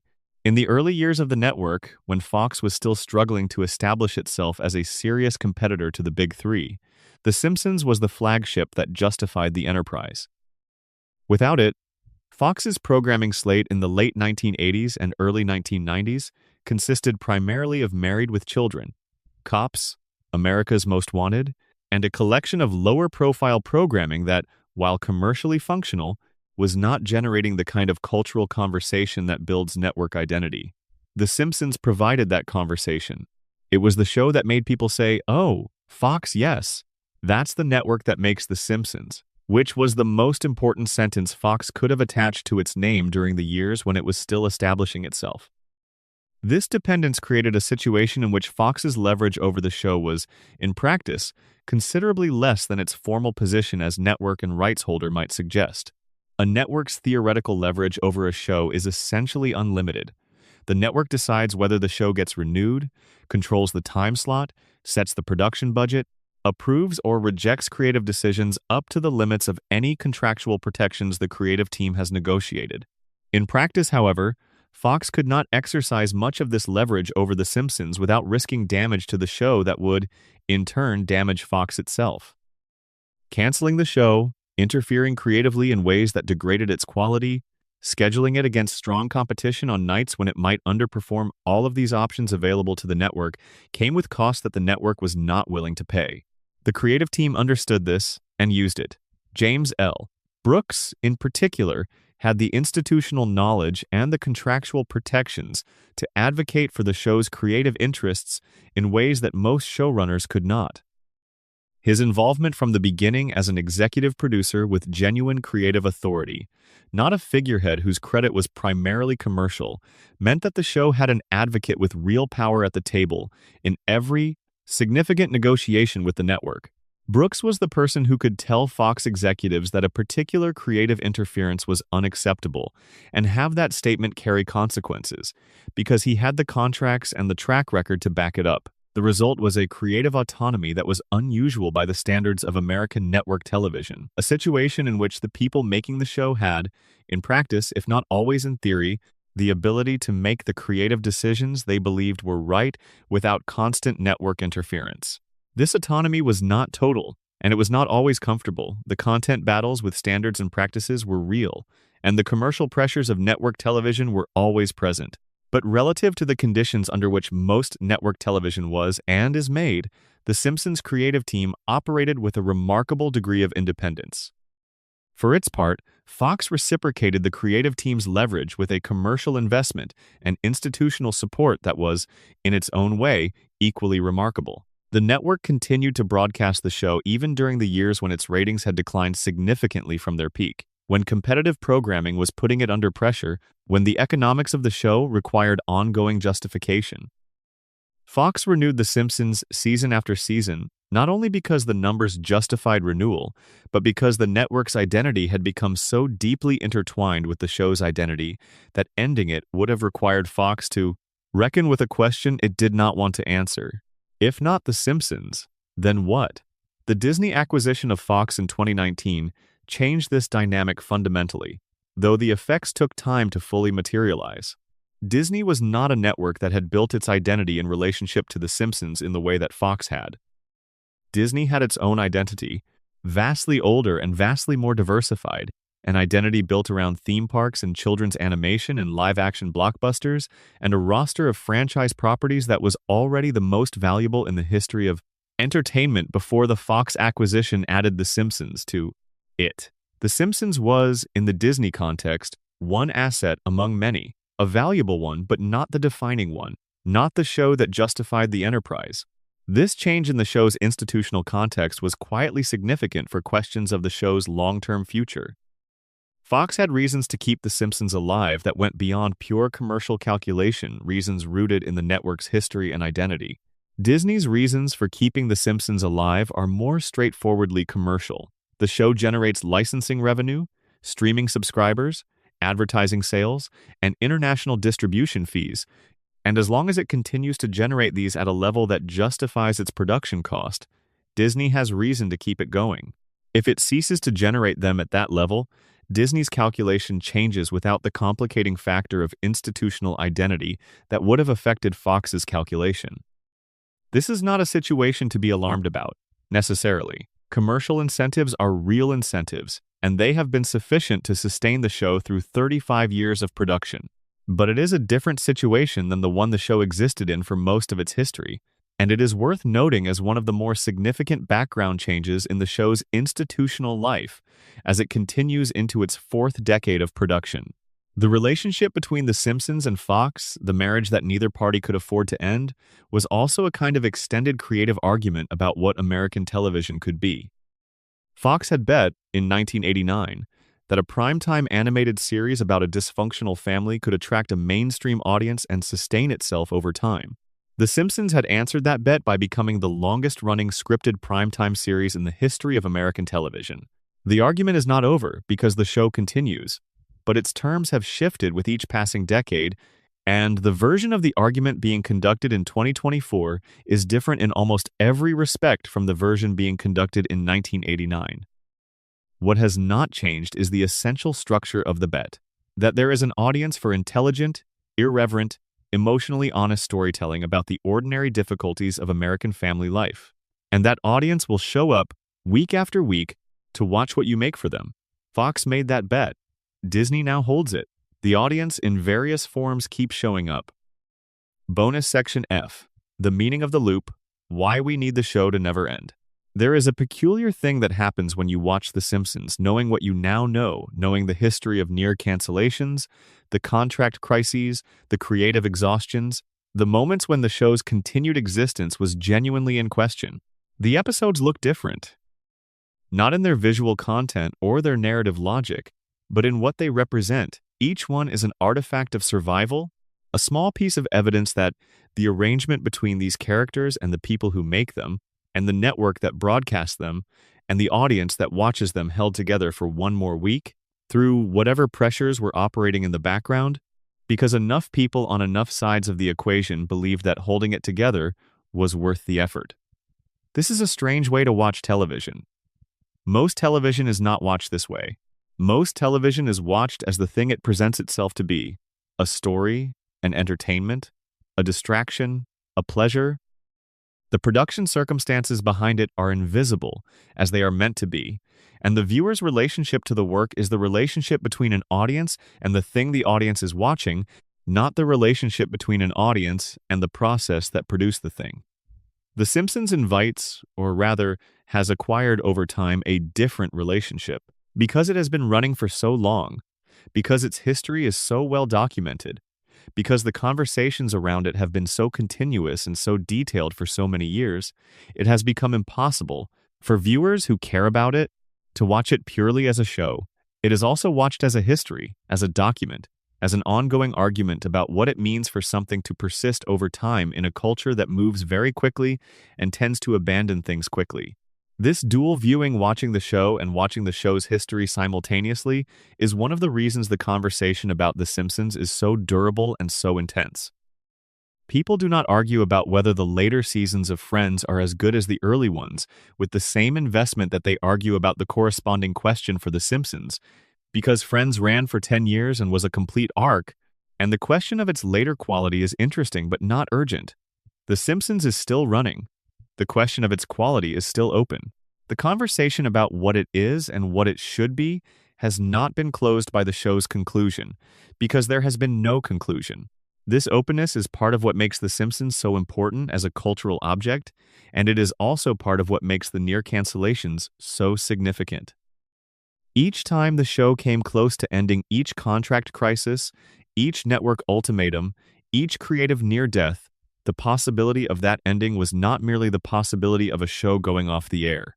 It was the possibility of a permanent closure on a conversation that has been running for 35 years, a conversation about family and work and community and the American experience that The Simpsons has been conducting with its audience since 1989. The specific content of that conversation has changed enormously across the show's run. The America that The Simpsons was talking about in 1990, a post-Reagan, pre-internet, late Cold War America organized around the anxieties of the middle class and the institutions of the mid-20th century, is not the same America the show is talking about now. The economic landscape has changed. The political landscape has changed. The media landscape has changed beyond recognition. The show has adapted to all of these changes with varying degrees of grace and varying degrees of success, but it has adapted because the alternative to adaptation was not a graceful withdrawal, it was the abandonment of the conversation. The loop that the show runs in the eternal reset, the permanent present, the Springfield that never ages and never changes is, from one angle, a production convenience and a storytelling limitation. But from another angle, it is the show's most honest statement about its own nature and purpose. The loop is the acknowledgement that the show is not trying to narrate a history or tell a story that has a beginning, a middle, and an end. It is trying to maintain a conversation. And conversations, unlike stories, do not have endings. They continue as long as the people engaged in them have things to say to each other and reasons to keep talking. The Simpsons has continued as long as it has, because its audience has continued to have reasons to keep talking about it. Not every viewer, not in every season, not about every episode, but in aggregate, across the totality of the show's history, there has always been something in Springfield that generated conversation, that provoked reaction, that gave people something to argue about or celebrate or mourn. That quality, the quality of being genuinely worth talking about, is the one that the show has managed to maintain across conditions that have defeated almost every other television series that has attempted a comparable duration.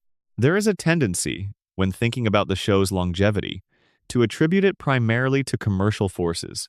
Fox kept it going because it was profitable, and it remained profitable because its library value made it a commercial asset even when its ratings declined. This analysis is not wrong, but it is incomplete. Shows that are purely commercial assets do not generate the kind of sustained, passionate audience engagement that The Simpsons has generated. Purely commercial assets are consumed and forgotten. The Simpsons has been consumed and remembered and returned to and argued about and loved in ways that go well beyond what commercial logic can explain. The explanation that commercial logic cannot provide is simpler and more human. People love this show. They love it specifically and personally, in the way that you love the things that were part of your formation, the things that were present during the years when you were becoming the person you are, that were woven into your sense of what the world was like, and what you could expect from it, and how humor could help you survive it. The Simpsons occupies that formative role for a very large number of people, and the love that accompanies that role is not easily extinguished by changing ratings or declining critical opinion or institutional near cancellations. This love is, in the deepest sense, what the loop is protecting.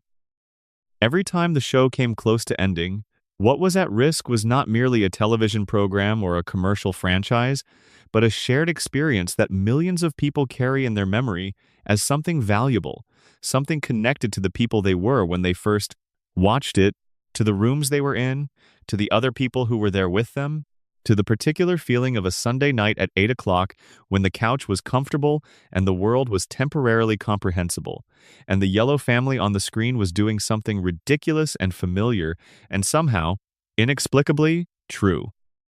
Protecting that experience, keeping the loop running, Keeping Springfield alive, keeping the couch gag playing on Sunday nights, is not a small thing.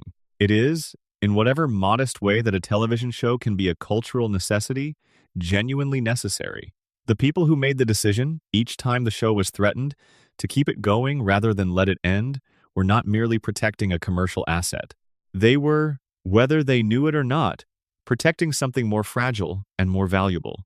The possibility of one more Sunday night at 8, one more couch gag, one more version of the same family doing what they have always done, being who they have always been, in the town that refuses to be found, that refuses to age, that refuses, above all else, to say goodbye. That is the loop. That is why it keeps running. That is why it has survived everything that has been thrown at it across 35 years of American history. Not because the commercial logic demanded it, though the commercial logic helped.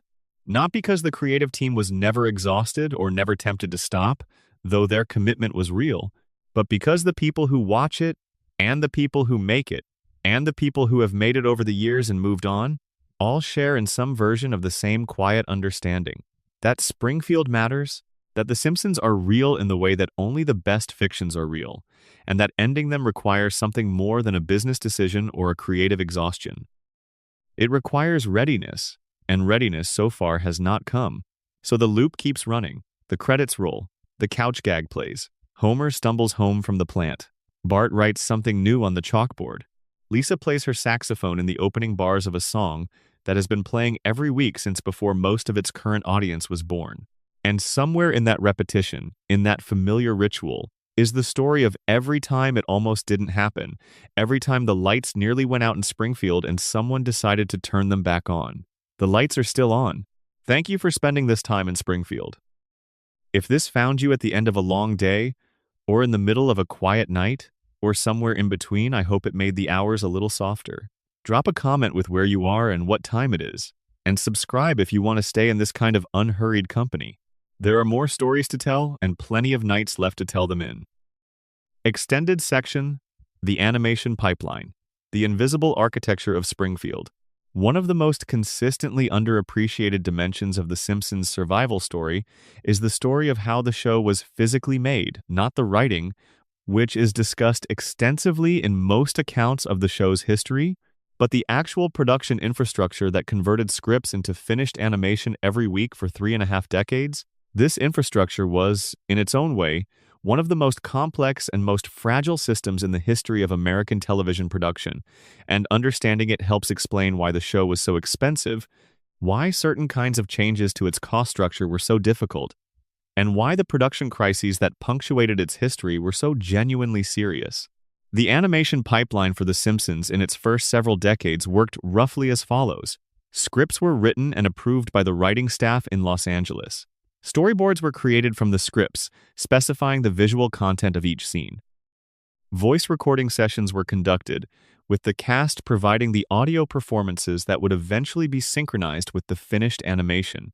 Animatics rough animated tests using the storyboard drawings synchronized to the voice recordings were produced to allow the creative team to evaluate timing and pacing before the expensive full animation process began.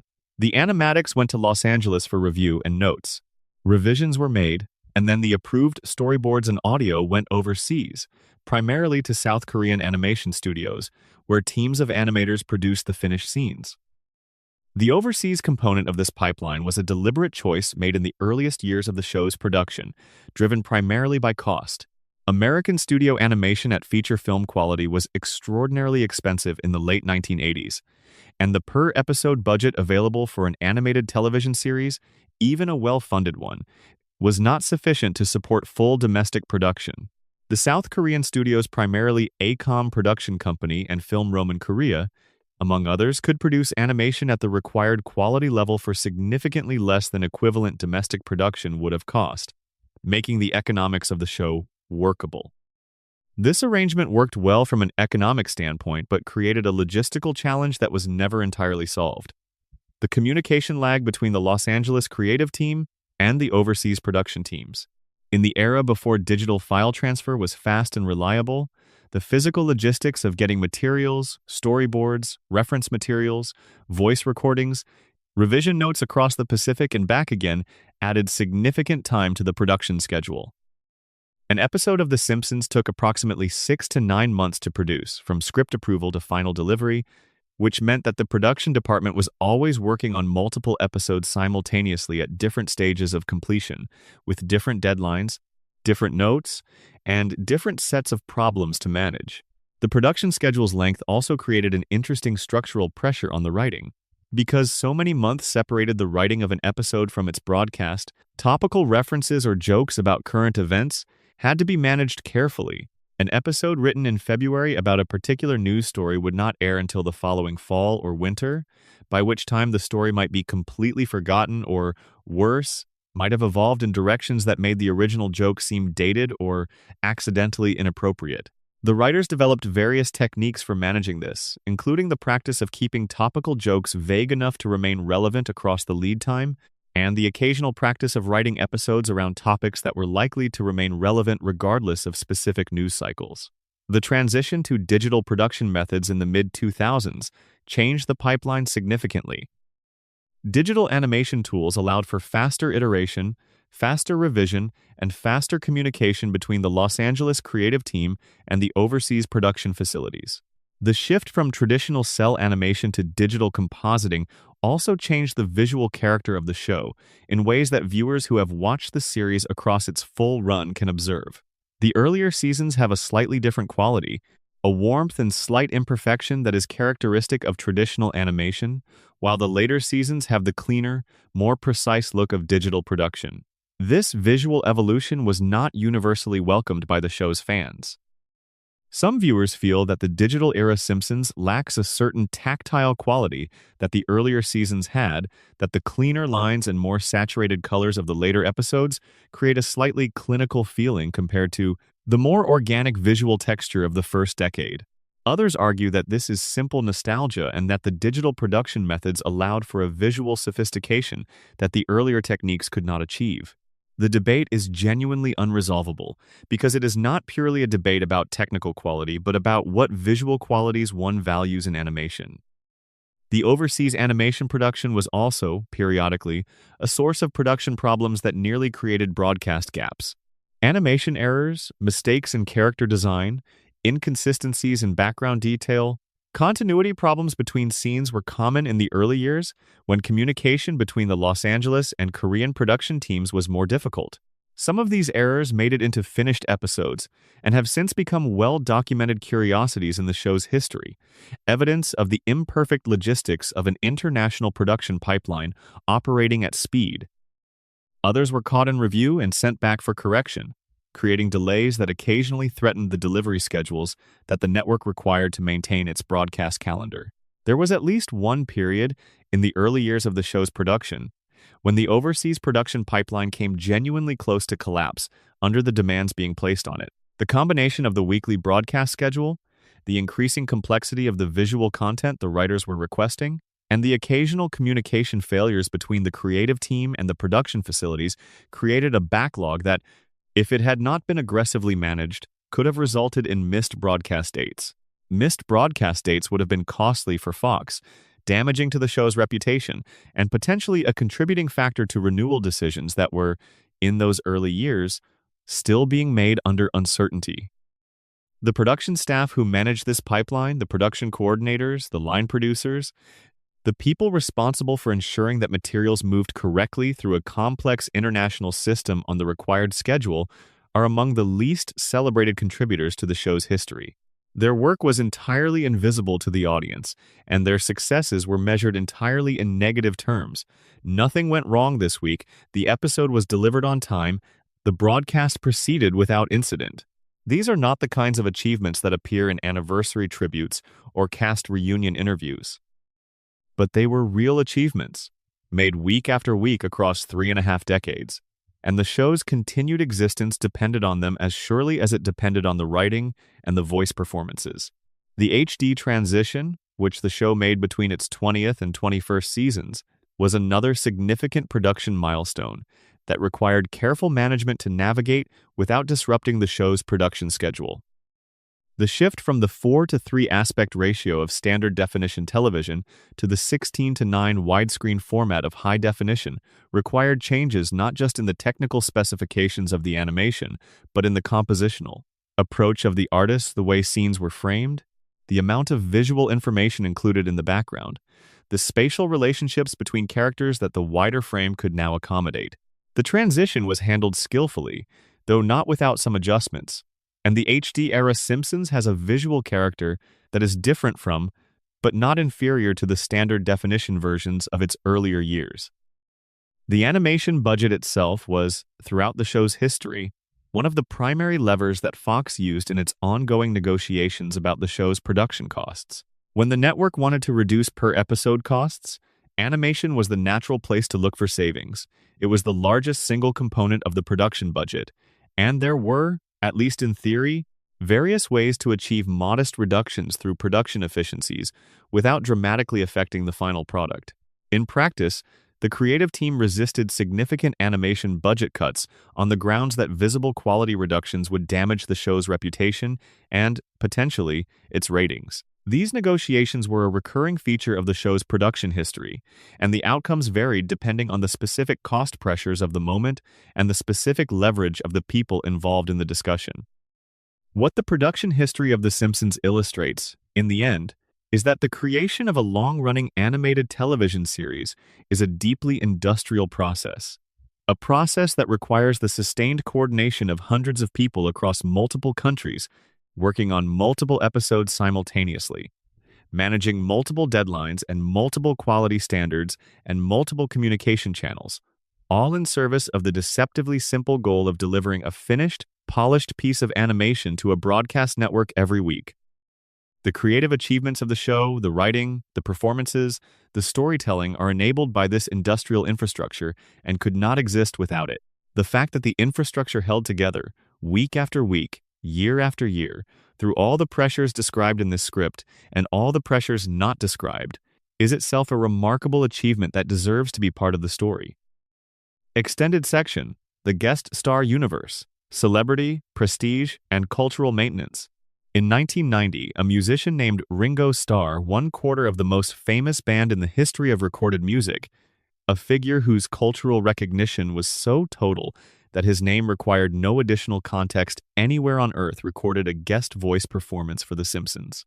He played a version of himself in an episode called Brush with Greatness, in which Marge discovers an old portrait she painted of Ringo as a teenager and mails it to him. In the episode, Ringo, who is depicted as having an enormous backlog of fan mail spanning decades, each piece of which he has committed to answering, personally receives Marge's letter and responds to it with warmth and genuine appreciation. The episode's joke is partly about the absurdity of celebrity and the mythology around it, the idea that a Beatle could be a down-to-earth correspondent who personally answered every letter, but it is also, genuinely, a love letter to Ringo Starr himself, to the specific quality of warmth and unpretentiousness that had always made him the most approachable member of the most famous group in popular music. The joke worked because it was rooted in something real, in an actual affection for the person being depicted, and Ringo's willingness to play a generous, idealized version of himself gave the episode a warmth that elevated it beyond the category of mere celebrity cameo. This episode established something important about how The Simpsons would handle celebrity guest appearances for the next 3 decades. At its best, a guest appearance on the show was not a celebrity being used for their name recognition, but a celebrity being used for something specific about who they were, what they represented, what made them interesting beyond their fame. The best Simpsons guest appearances are the ones where you can feel the specific reasons that this particular person was invited and this particular person accepted, where the combination of the guest and the story creates something that would not have been possible with anyone else. The guest star tradition of The Simpsons became, over time, one of the show's most significant cultural mechanisms. The list of people who have appeared on the show is extraordinary in its breadth and depth. Musicians, actors, athletes, politicians, scientists, writers, comedians, world leaders, Nobel Prize winners, and figures from every corner of American and international cultural life. Stephen Hawking appeared multiple times, playing a version of himself that combined his actual brilliance with a surprising vein of self-deprecating humor that the episodes used to beautiful effect. Elizabeth Taylor voiced Maggie's first word in a cameo that was, on its surface, pure celebrity novelty, but that carried an emotional weight from Taylor's specific cultural history, her identity as one of the most celebrated faces in the history of the medium that made the moment feel genuinely significant rather than merely promotional. The guest star tradition also served a specific function in the show's survival strategy that is worth examining directly. During the years when the show's creative output was most variable, roughly seasons 9 through 15, the celebrity guest appearances were among the most reliable generators of cultural conversation around the show. An ordinary episode in a difficult creative period might generate little press attention, but an episode featuring a major celebrity guest would generate preview coverage, post-broadcast reviews, and social media discussion regardless of its overall quality, because the celebrity's presence was itself a news event. This was, in part, a strategy of cultural maintenance, using the prestige and name recognition of celebrity guests to maintain The Simpsons' position in the cultural conversation at moments when the work alone was not always sustaining that position. It was a legitimate strategy. Though it had its costs, the show sometimes became more interested in the novelty of a celebrity's presence than in what that celebrity's specific qualities could contribute to a story. Guest appearances in the show's golden age were, almost without exception, organic outgrowths of stories that had their own integrity. Guest appearances in the later years were sometimes more clearly generated by the question, who would be interesting to have on the show, rather than what story requires this character. The distinction is important because it maps onto the broader creative challenge of the later seasons. The show was sometimes building stories around the celebrity, rather than building a celebrity opportunity into a story, and the episodes produced through the former process rarely matched the quality of the ones produced through the latter. Homer at the Bat, the Season 3 episode built around Major League Baseball players, is a perfect example of the right approach. The baseball players are not the story. They are in service of the story, which is about Homer's relationship to work and luck and the absurdity of institutional competition. Each player's cameo serves a specific narrative function, and the result is one of the most beloved episodes in the show's history. Later guest-centered episodes sometimes lacked this structural discipline, and the results were correspondingly less satisfying.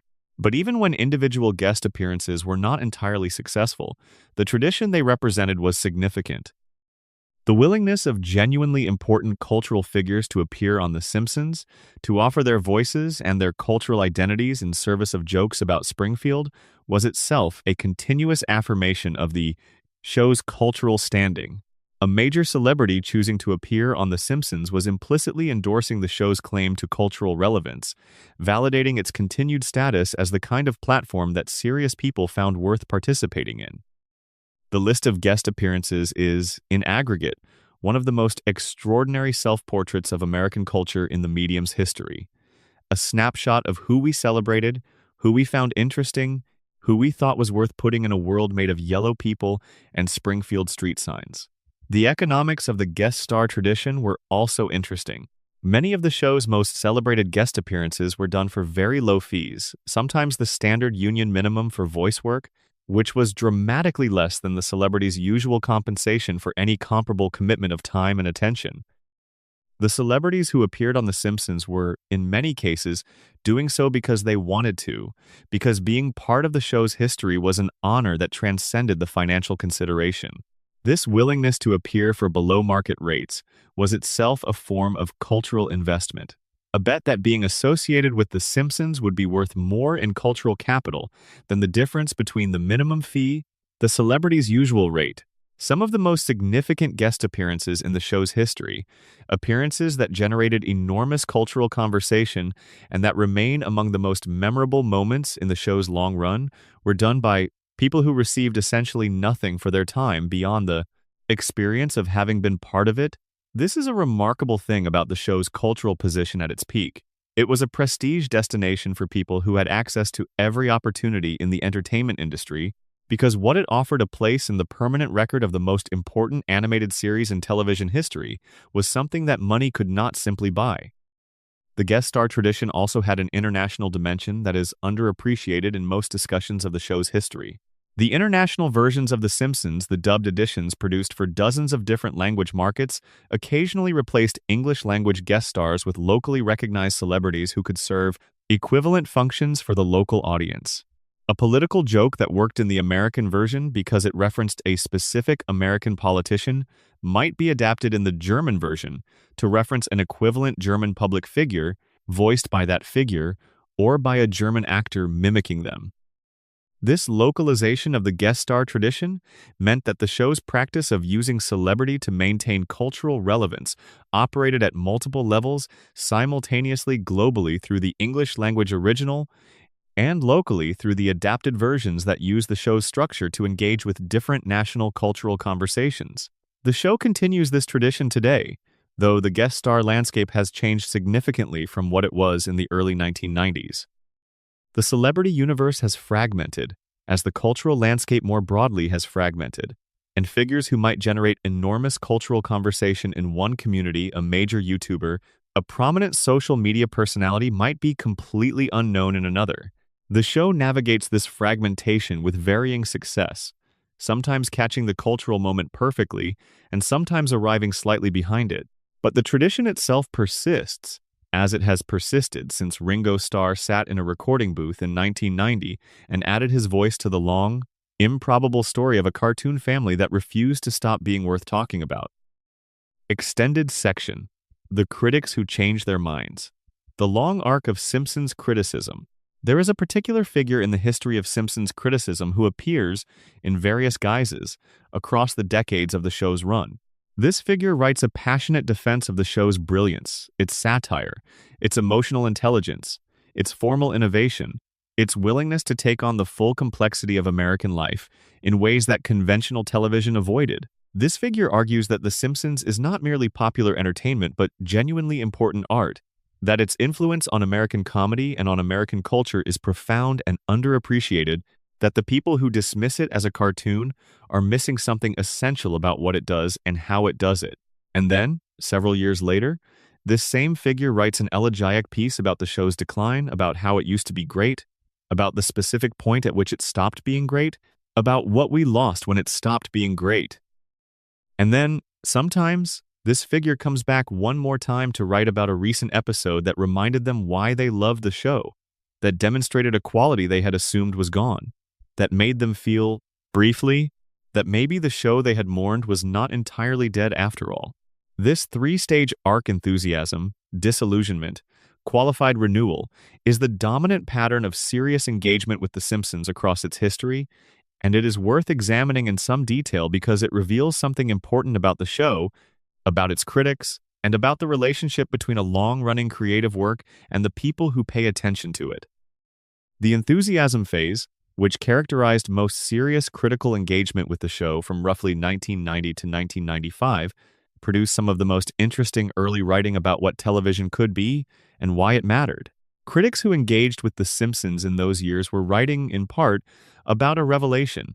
Here was animated television that was doing things that live-action television was not doing, that was willing to go places that conventional primetime drama and comedy avoided, that was creating characters of genuine psychological complexity while simultaneously being one of the funniest things on American television.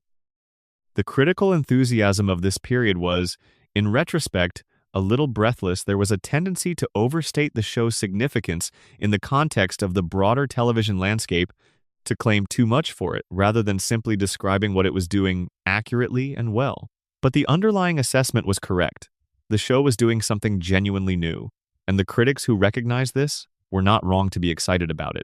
The disillusionment phase arrived with the precision of a scheduled event for different critics at different times, but it clustered heavily around seasons 8 through 12 to the period from roughly 1997 to 2001.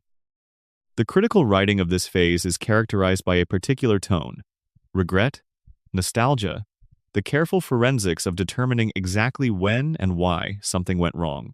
Critics in this phase identified specific episodes, specific seasons, specific creative decisions as the inflection points at which the show's quality had declined, and they did so with the confidence of people who had watched carefully and felt that their assessment was warranted. The disillusionment writing is, as a body of work, more interesting than it might appear, because it was forced to develop a critical vocabulary that had not previously existed, a vocabulary for describing the decline of a creative work that was still, in many ways, working. The Simpsons was not failing by conventional television standards when the critics were writing about its decline. Its ratings were holding. Its audience was large and loyal. Individual episodes were still, periodically, producing work that any critic would struggle to describe as anything other than excellent. The decline being discussed was not a simple decline, but a complex qualified one, a decline in the consistency of excellence, in the frequency with which the show reached the highest levels of its own established standard.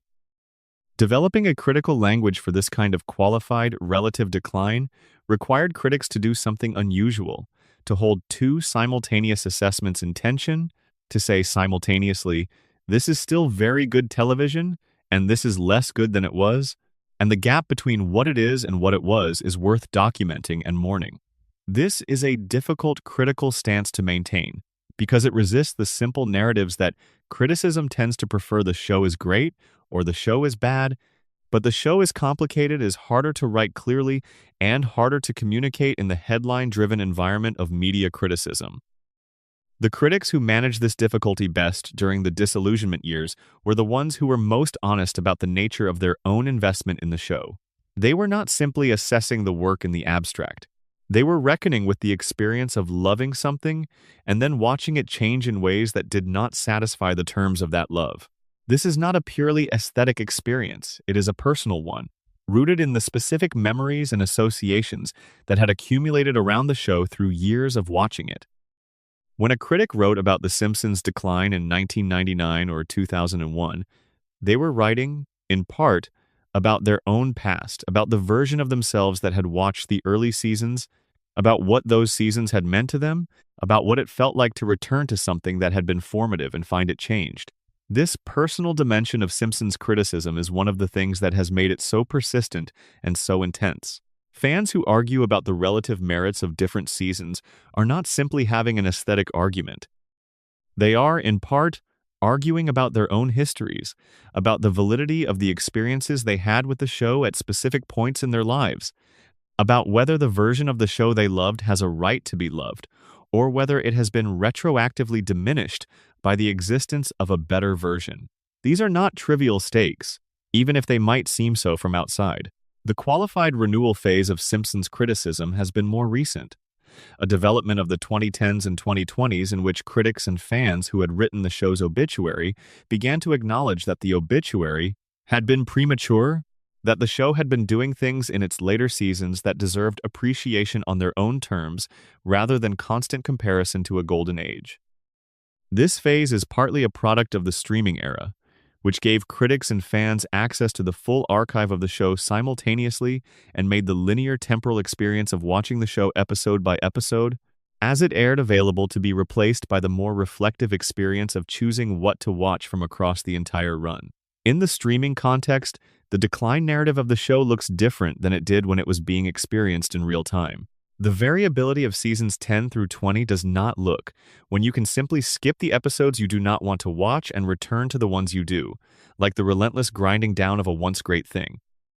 It looks, instead, like the natural variation of a very large body of work, one in which the peaks are extraordinarily high, the valleys are real but not catastrophic, and the overall volume of genuinely excellent work is remarkable. The show has produced enough great episodes to fill a complete television series of conventional length several times over. The fact that it has also produced episodes that are merely average or below average does not negate the great ones. It simply confirms that the show was made by human beings working under real conditions, not by an algorithmic system designed to produce optimal output at all times. This recalibration of the critical narrative around The Simpsons has not produced a consensus. The argument about the show's quality continues, as it has continued since approximately 1997, but it has produced a broader range of positions, more critics willing to acknowledge that a season 20 episode can be worth watching on its own terms, more fans willing to concede that the Golden Age episodes are in a different category without insisting that everything since has been worthless. The conversation has matured, in other words, as long conversations sometimes do, from the binary of great and bad toward the more truthful spectrum of complicated and various and worth engaging with even when it is imperfect.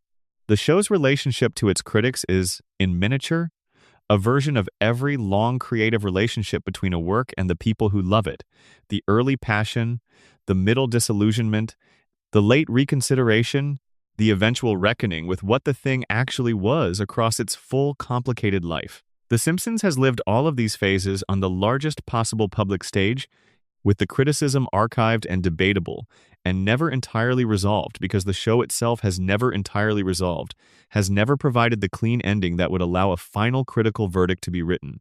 It keeps going, and the critics keep going with it, some of them reluctantly and some of them with genuine pleasure, into whatever comes next. Extended section, the couch and the room. What Springfield looked like from inside the recording booth. The recording process for The Simpsons is, by the accounts of everyone who has participated in it, an unusual experience, even by the standards of professional voice acting. Most animated productions record their cast members individually, in isolation, each actor coming in on their own schedule to read their lines into a microphone, with the other character's lines played back for reference or simply described by a director. This is efficient, controllable, and allows for precise technical management of each performance. The Simpsons has always done it differently. The principal cast has traditionally recorded together, in the same room, at the same time, with everyone present for everyone else's lines. This approach is less efficient in strict production terms. Coordinating the schedules of 6 busy actors is inherently more complicated than scheduling them individually, but it produces something that the isolated recording method cannot: genuine ensemble performance, the kind of relational chemistry between actors that emerges from actually being in the same space, reacting to each other in real time, finding the rhythms and dynamics of each scene through interaction, rather than through the accumulation of individual recorded performances that are later assembled in editing. The difference is audible, if you know what to listen for.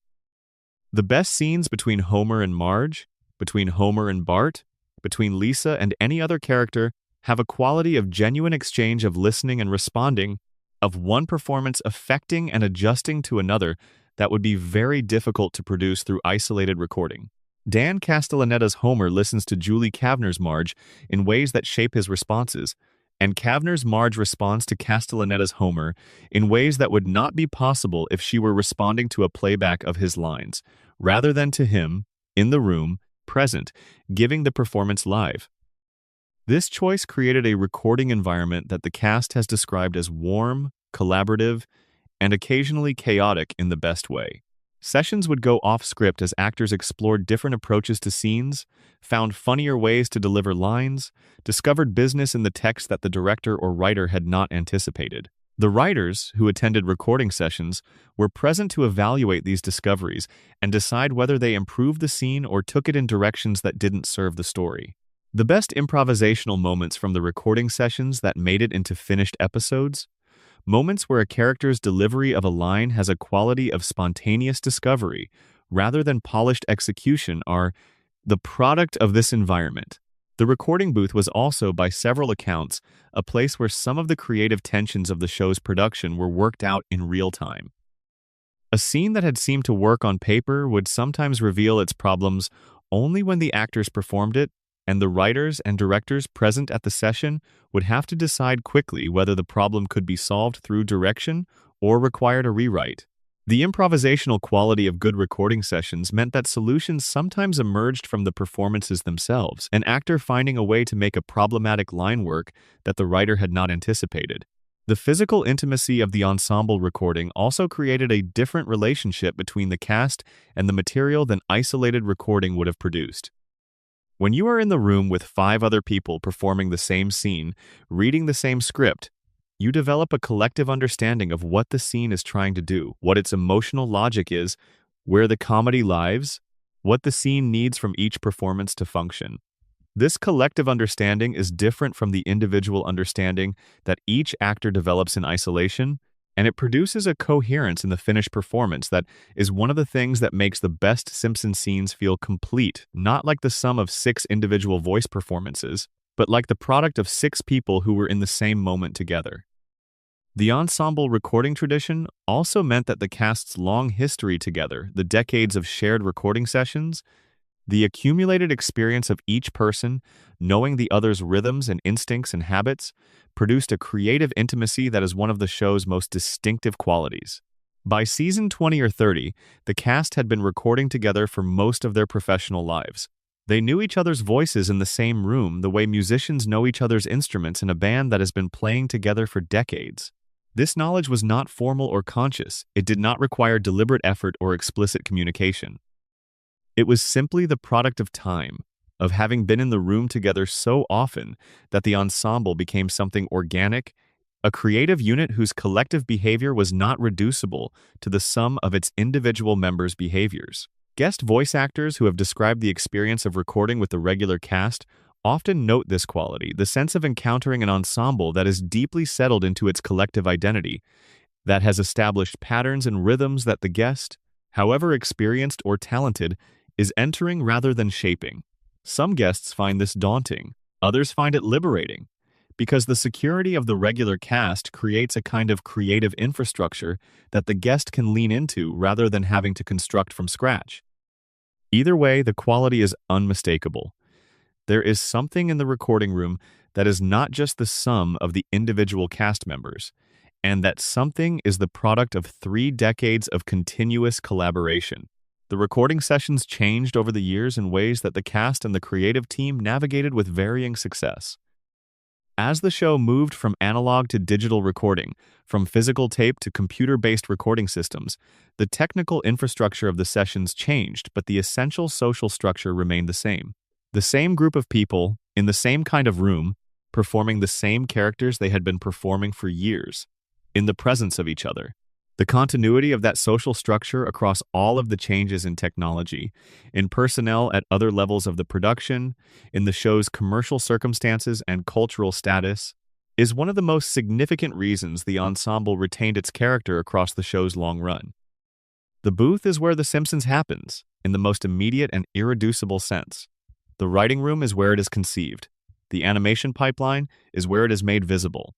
But the recording room is where it becomes real, where the characters come alive in the specific way that they have been alive for 35 years, in the voices of 6 people, in a room, performing together, finding the scene in the moment of its performance rather than in the solitude of individual preparation.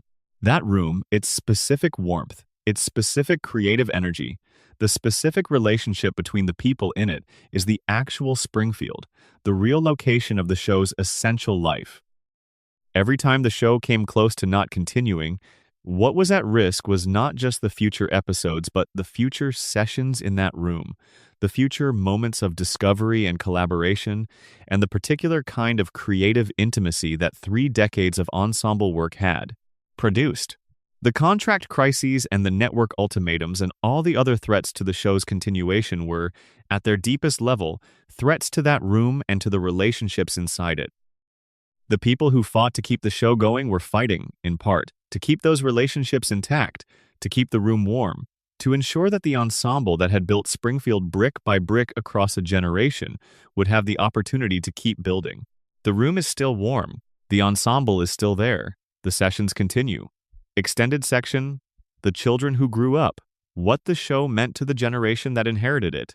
There is a generation of people, born in roughly the decade between 1978 and 1990, for whom The Simpsons is not primarily a television show. It is a primary language. It is the shared vocabulary of a particular American, and in many cases international childhood.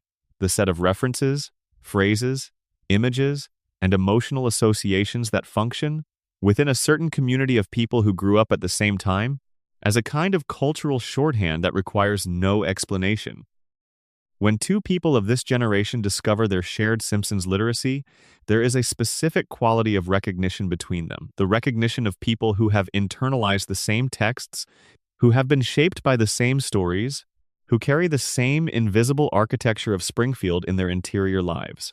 This is not unique to The Simpsons. Every generation has its texts, the books, films, music, and television that define the cultural experience of a particular cohort and create the bonds of shared reference that make conversation between members of that cohort fluid, in ways that conversation across generational lines sometimes is not. But The Simpsons' particular combination of breadth, depth, duration, and cultural saturation gave it a uniquely powerful role as a generational text.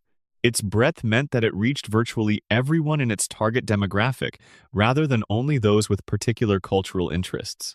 Its depth meant that it rewarded attentive engagement across decades, revealing new layers of meaning in episodes that had been watched dozens of times. Its duration meant that it accompanied this generation through multiple stages of their lives, providing different things at different ages. And its saturation meant that the references it generated became genuinely ambient cultural currency, spendable in almost any social context. The children who grew up with the show in its golden years, roughly 1990 to 1997, were absorbing it at precisely the age when the media a person consumes becomes most deeply integrated into their developing sense of the world. The children who watched Bart Gets an F in 1990, the episode in which Bart faces the genuine crisis of being held back a year at school, were roughly Bart's age, and the episode's emotional honesty about academic struggle and parental disappointment and the fear of failure landed for them as something more than entertainment. It landed as recognition. Someone has noticed this experience and found it worth depicting, and found it genuinely worthy of compassion. This quality of recognition was one of the things that set The Simpsons apart from most of what had preceded it in children's and family television. The show did not pretend that childhood was uncomplicated, or that family life was harmonious, or that the institutions of American life were functioning as they were supposed to. It acknowledged the actual experience of being a child in a real family with real problems, and it did so without condescension or false reassurance, treating its young audience as people who deserve to have their experience accurately reflected rather than idealized. For the generation that grew up with it, this honesty created a kind of loyalty that was unusual in its depth and its durability. The children who loved The Simpsons in 1991 were, by most reports, still watching it in 2001, and still talking about it in 2011, and still finding ways to be interested in it in 2021. The loyalty persisted through the years when the show's critical reputation was most contested, through the debates about decline and the arguments about which season marked the end of the golden age, because the relationship to the show was not purely aesthetic. It was also personal, historical, rooted in experiences that predated any critical assessment and that could not be revised by critical reassessment. This generational relationship to the show created an interesting dynamic around the question of its cultural relevance as the show continued beyond the golden years. The generation that had grown up with it maintained a passionate interest in the show even as they were increasingly critical of its post-Golden Age output, because their interest was not entirely contingent on the show's current quality. They were interested in it the way you are interested in the places you grew up, not because those places are objectively superior to other places, but because they are yours, because your history is embedded in them, because your memories live there in ways that make them irreplaceable regardless of their present condition. This is one of the structural reasons that The Simpsons' ratings remain surprisingly durable, even through the years of most intense critical debate about its decline. The audience that had formed its relationship to the show in the early years did not simply defect when the show became less consistently excellent. They stayed. Somewhat as you stay with an old friend who is going through a difficult period, not because the conversation is always as good as it once was, but because the relationship has a depth that transcends any particular encounter. The next generation of Simpsons viewers, the children born in the 1990s and early 2000s who came to the show in its later seasons, who formed their relationship to it during years that the earlier generation considered the show's creative decline, are an interesting and underexamined part of the show's story. For these viewers, the show they know first is not the Golden Age show. It is the post-Golden Age show, which is still a very good animated series with an extraordinary archive behind it, but which does not have the specific quality of revelation that the earliest seasons had for people who encountered them in the context of a television landscape that had never seen anything like them before.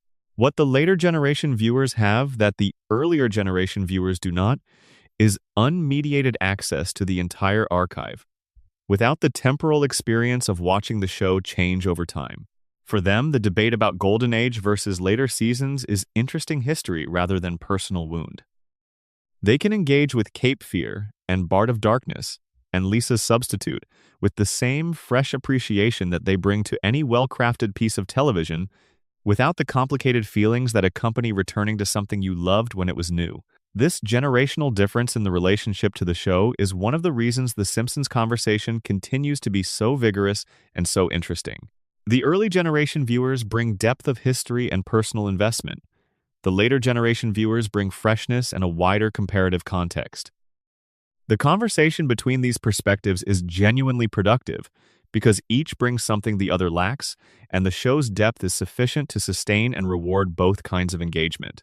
The children who grew up watching the show and who are now adults with children of their own have created an interesting new dynamic around its transmission.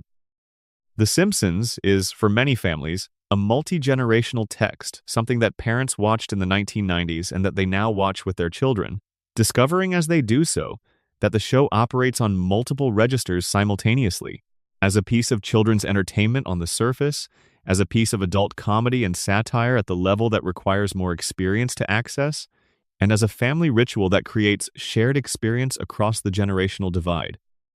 This multi-generational character was not explicitly designed into the show. It emerged from the specific combination of qualities the show has always had: the ability to be genuinely funny to a 10-year-old and genuinely funny in different ways to a 40-year-old, and to be the same text doing different things for different viewers at the same moment. This quality is rare.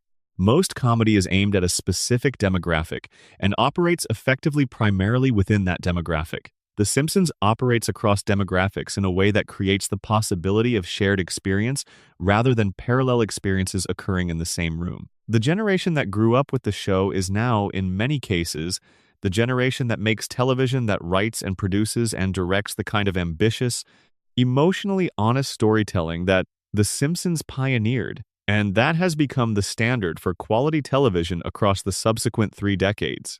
The writers of The Wire, of Arrested Development, of Community, of countless other shows that have pushed the boundaries of what television comedy can do, grew up watching The Simpsons and absorbed its lessons about how to use the medium with intelligence and care. The show's influence on American comedy is not only in the direct lineage of animated series that followed it, it is in the entire generation of television creators who internalized its standards and applied them across the full range of the medium. This influence is the most enduring form of The Simpsons' cultural legacy, and it is the one most likely to survive the show itself. Individual episodes will always be rewatchable. The archive will always be available. But the influence that has already propagated through 30 years of television storytelling, the standards that the show established for what television was allowed to attempt and how it was expected to treat its audience, these are already permanently embedded in the medium. They will not end when the show ends. They will continue in the work of the writers and directors and producers who learned from the show to shape what television is and what television can be long after Homer Simpson has made his last appearance on a Sunday night at 8 o'clock. Extended section: The Other Lives of Springfield, Spin-offs, Merchandise, and the Extended Universe. The cultural footprint of The Simpsons extends far beyond the television episodes themselves into a world of merchandise, spin-offs, theme park attractions, video games, comic books, and ancillary creative projects that together constitute an extended universe of Springfield that is, in aggregate, nearly as significant as the show itself in terms of cultural reach and commercial scale. Understanding this extended universe and the decisions that shaped it is essential to understanding how the show survived the economic pressures that repeatedly threatened to end it, and how its cultural presence was maintained across decades of changing media consumption patterns. The merchandise story begins, as we have discussed, with the Bartmania explosion of 1990, when the show's licensing office was essentially overwhelmed by the demand for Simpsons-branded products. T-shirts, toys, video games, books, music, clothing, household items. The appetite for Simpsons merchandise in 1990 and 1991 was so large and so sudden that the licensing infrastructure could barely keep pace with it. The billion-dollar retail sales figure from 1990 is extraordinary in retrospect. For a show that had been on the air for less than a year, To generate that volume of merchandise revenue required a combination of timing, cultural resonance, and commercial execution that came together in a way that has been matched by very few entertainment properties in the subsequent 3 decades. The merchandise revenue from those early years helped establish the show's commercial foundation in ways that pure advertising revenue could not have done on its own.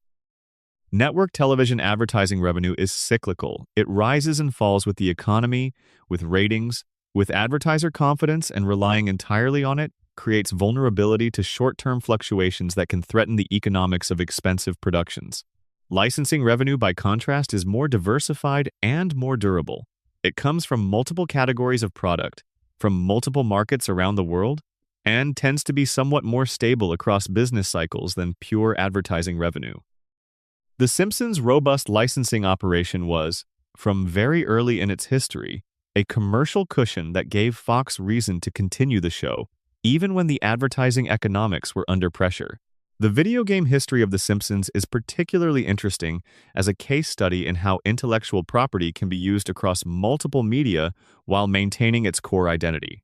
The first Simpsons video game, a beat-em-up arcade cabinet produced by Konami in 1991, was enormously popular and is remembered fondly by people who played it in the early 1990s.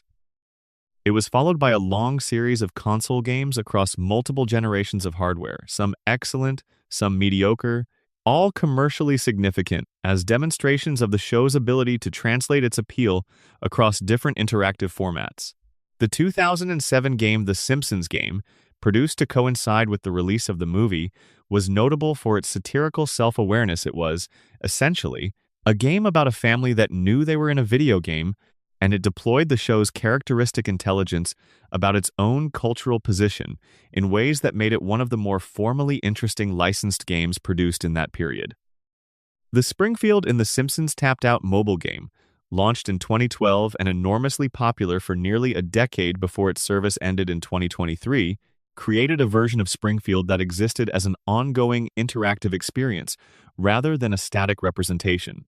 Players built their own versions of the town, populated them with characters acquired through gameplay, and participated in ongoing story events that extended the show's world in new directions. The game attracted tens of millions of players at its peak and generated substantial revenue for EA and Fox, while also creating a new kind of relationship between the show and its audience, one in which the audience actively participated in the construction of Springfield rather than simply receiving its weekly television form.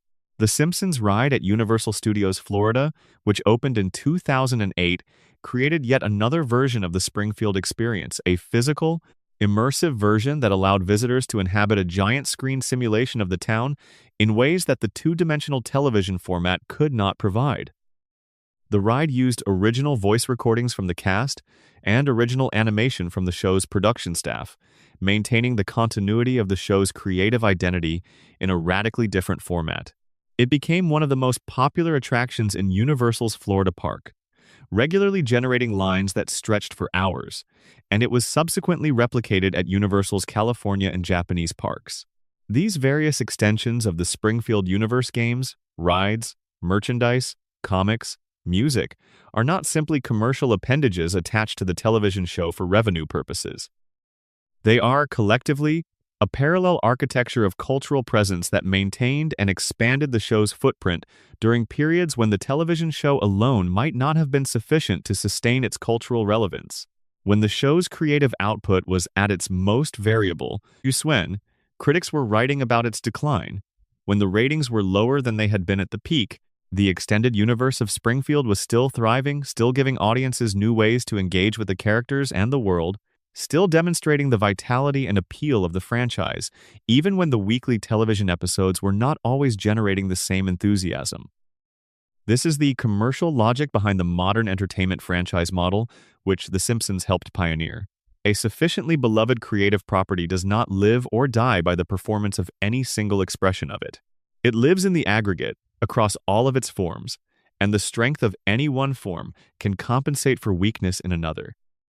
The Simpsons was not going to be canceled because its Season 19 ratings were lower than its Season 4 ratings. Because the Season 19 television show was only one part of what the Simpsons franchise was, only one of the revenue streams, only one of the audience touchpoints.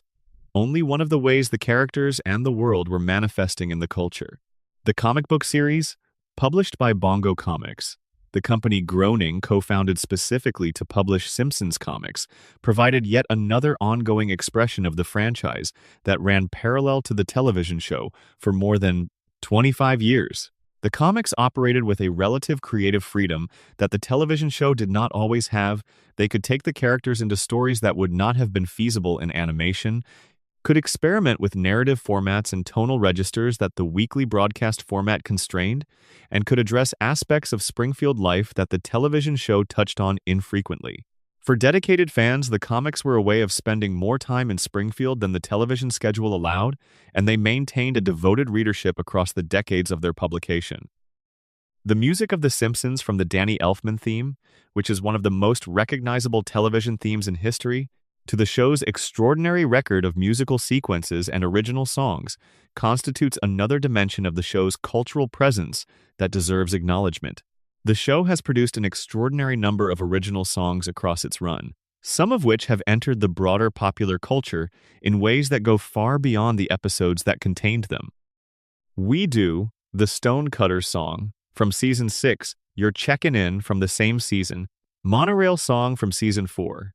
These are songs that people who love the show know by heart, that are referenced and quoted in contexts entirely removed from the show itself, that have achieved a kind of independent cultural existence. The consistency of the show's musical identity, the Elfman theme unchanged across 35 years of production, the same harmonic language and orchestral palette maintained across decades of episodic scoring, is one of the less discussed but significant factors in the show's continuity of identity. Music is one of the most powerful triggers for memory and emotional association, and the Simpsons theme, heard at the beginning of every episode across the show's entire run, has been associating itself with specific memories and specific feelings in the minds of millions of viewers for 3.5 decades. Those associations are a form of cultural infrastructure, a way of immediately and powerfully cueing a whole complex of feelings and memories that the show has maintained precisely because it has never changed the theme or the sonic identity that anchors it. The extended universe of The Simpsons is, in sum, one of the primary reasons the show survived to become the longest-running scripted series in American television history. The television show is the heart of it, the creative core, the place where the essential work is done. But the extended universe is the circulatory system that kept the heart pumping across the years when the heart itself was under stress, when the ratings were declining, when the critics were writing the obituaries, when the contract crises threatened the recording booth, when the network was running its cost-benefit analyses and deciding each time that the franchise as a whole was still worth protecting, even when the individual television episodes were not generating the revenues of the peak years.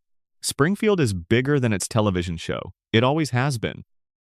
And that bigness, that capacity to exist in multiple forms, to reach audiences across multiple formats, to generate value and generate love through pathways that the television show alone could not have built, is one of the things that kept it alive through every threat it faced. Final extended section, A Slow Goodbye to Springfield.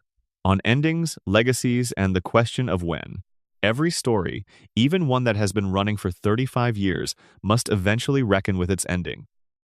Not necessarily arrive at one, the reckoning and the ending are different things, but at least acknowledge that an ending exists somewhere in the future, that the loop will eventually stop, that the couch gag will play for the last time on the last Sunday night at 8 o'clock, and the credits will roll, and Springfield will go dark in the way that all fictional places eventually go dark, when the people who have been keeping them alive finally decide that the time has come to put the lights out.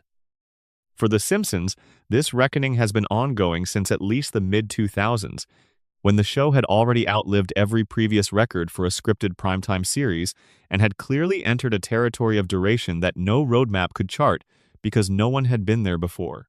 Matt Groening has spoken, in various interviews across the years, about wanting the show to have a proper ending rather than simply petering out a final episode that provides some form of resolution, some acknowledgement of the weight of 35 years of continuous storytelling, some gesture toward the future lives of characters who have been frozen in the amber of their permanent present. What form such an ending might take is genuinely difficult to imagine, because the show's formal identity is so deeply opposed to the kind of narrative closure that conventional endings require. The Simpsons does not accumulate toward anything. It cycles. It resets.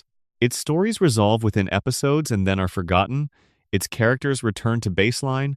Its world regenerates from whatever catastrophe has just been visited upon it. An ending that provides closure would require the show to become, for its final episode, a different kind of show. A show that acknowledges time, that allows consequence, that permits its characters to be changed by their experiences in ways that persist.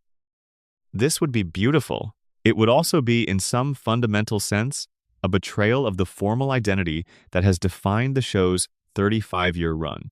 The tension between the desire for a meaningful ending and the structural impossibility of one is itself a kind of final statement about what The Simpsons is.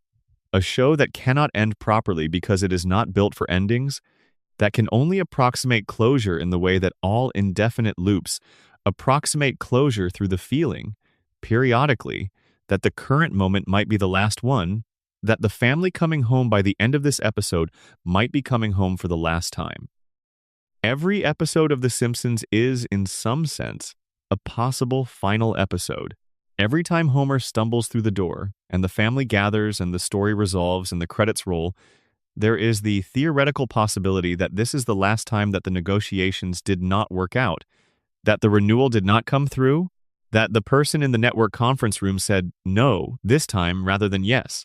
The show has survived long enough to accumulate this quality, the quality of something that has almost ended enough times that every continuation has the texture of a gift rather than an entitlement. The legacy of the show, its influence on American comedy, its cultural saturation, its generational significance, its extraordinary commercial longevity is already secure in ways that do not depend on what the show produces in its current or future seasons.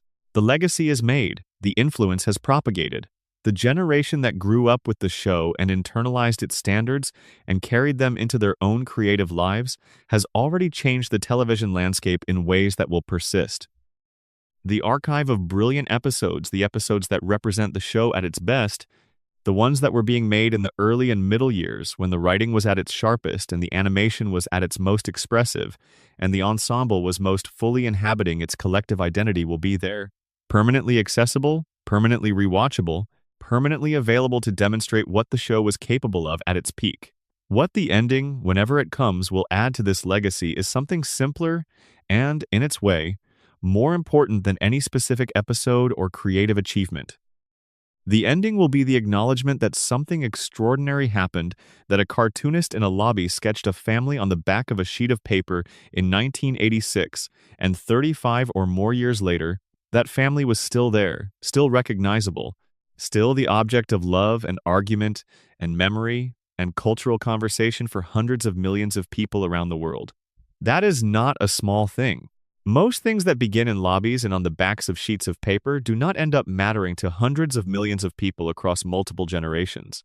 Most things that begin with that combination of contingency and accident and nervous creativity are forgotten within a year, or 5 years, or 10. The Simpsons was not forgotten. It was remembered, and argued about, and loved, and returned to, and argued about again, and loved differently, and returned to again, in an ongoing cycle that mirrors, in its own way, the endless cycling of Springfield itself. The show will end when it ends. It may end with a proper final episode that provides the closure Matt Groening has spoken about wanting. It may end quietly, without announcement, as shows sometimes do when the renewal simply does not come through and there is no time for a send-off. It may end in a way that nobody who loves it is ready for, or in a way that feels, when it arrives, like exactly the right moment. These are not questions that can be answered from here. They are questions that belong to the future, to whatever version of the television landscape exists when the decision is finally made, to whoever is in the network conference room on the day when the answer is no. What can be said from here, from this particular vantage point in the show's history, is that the story of The Simpsons is the story of something that wanted to exist and worked to exist and fought to exist and kept existing through every obstacle that was placed in its way. It is the story of a lobby sketch that became an institution, of a Tracy Ullman bumper that became the longest-running scripted series in American television history, of a family that was almost not born and was almost canceled multiple times and almost ended definitively in a boardroom in October 2011 and did not end any of those times because the right people said yes when it mattered. The final yes has not been spoken. Springfield continues.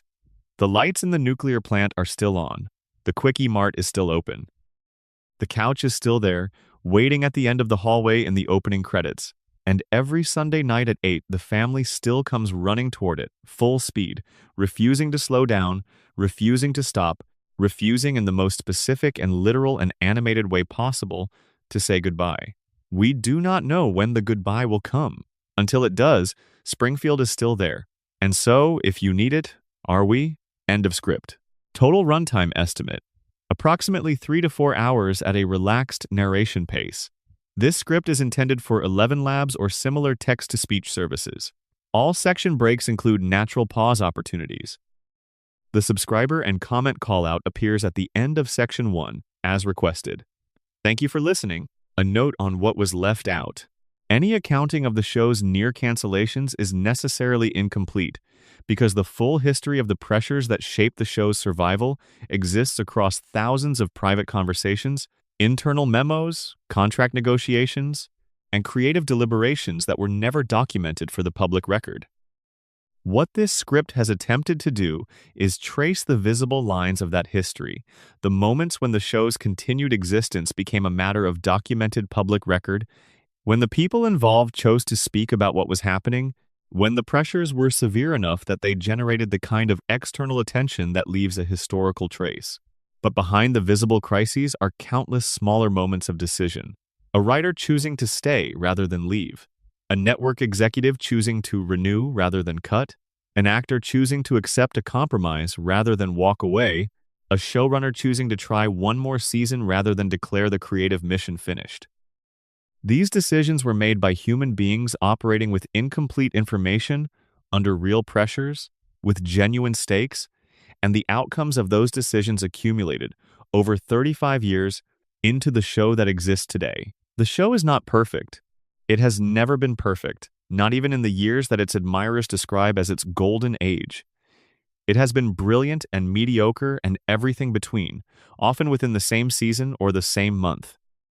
What it has been, consistently and without interruption, is present there on Sunday nights, in whatever form the particular combination of writers and voices and animators and executives and circumstances of any given year could make it, delivering to whoever was watching something that was recognizably Springfield, recognizably The Simpsons, recognizably the show that began in a lobby in 1986, with 5 characters sketched on the back of a piece of paper. That presence, that unbroken, weekly, 35-year presence is the show's most remarkable achievement. Not any particular episode, not any particular season, not any creative innovation or commercial triumph. The fact that it kept showing up, the fact that the loop kept running, the fact that every time someone in a position of power looked at the numbers and the circumstances and the options and decided whether or not to keep going, the answer was yes. The history of those yeses is the real story of The Simpsons. Every near cancellation is a near yes that became an actual yes. Every crisis that was resolved, every ultimatum that was negotiated, every writer's room that found its way through a difficult season, every recording session that kept the ensemble together, all of it was a version of the same decision, made by different people in different circumstances. Yes, we will keep going. Yes, the show is worth continuing. Yes, Springfield should exist for one more week, one more season, one more year. Those yeses, accumulated across more than 3 decades, are the architecture of an extraordinary piece of television history. And the story of how they were earned, how the show survived to receive them, through all the circumstances described in these pages and all the circumstances not described, is, in its own improbable way, one of the most remarkable stories in the history of the medium.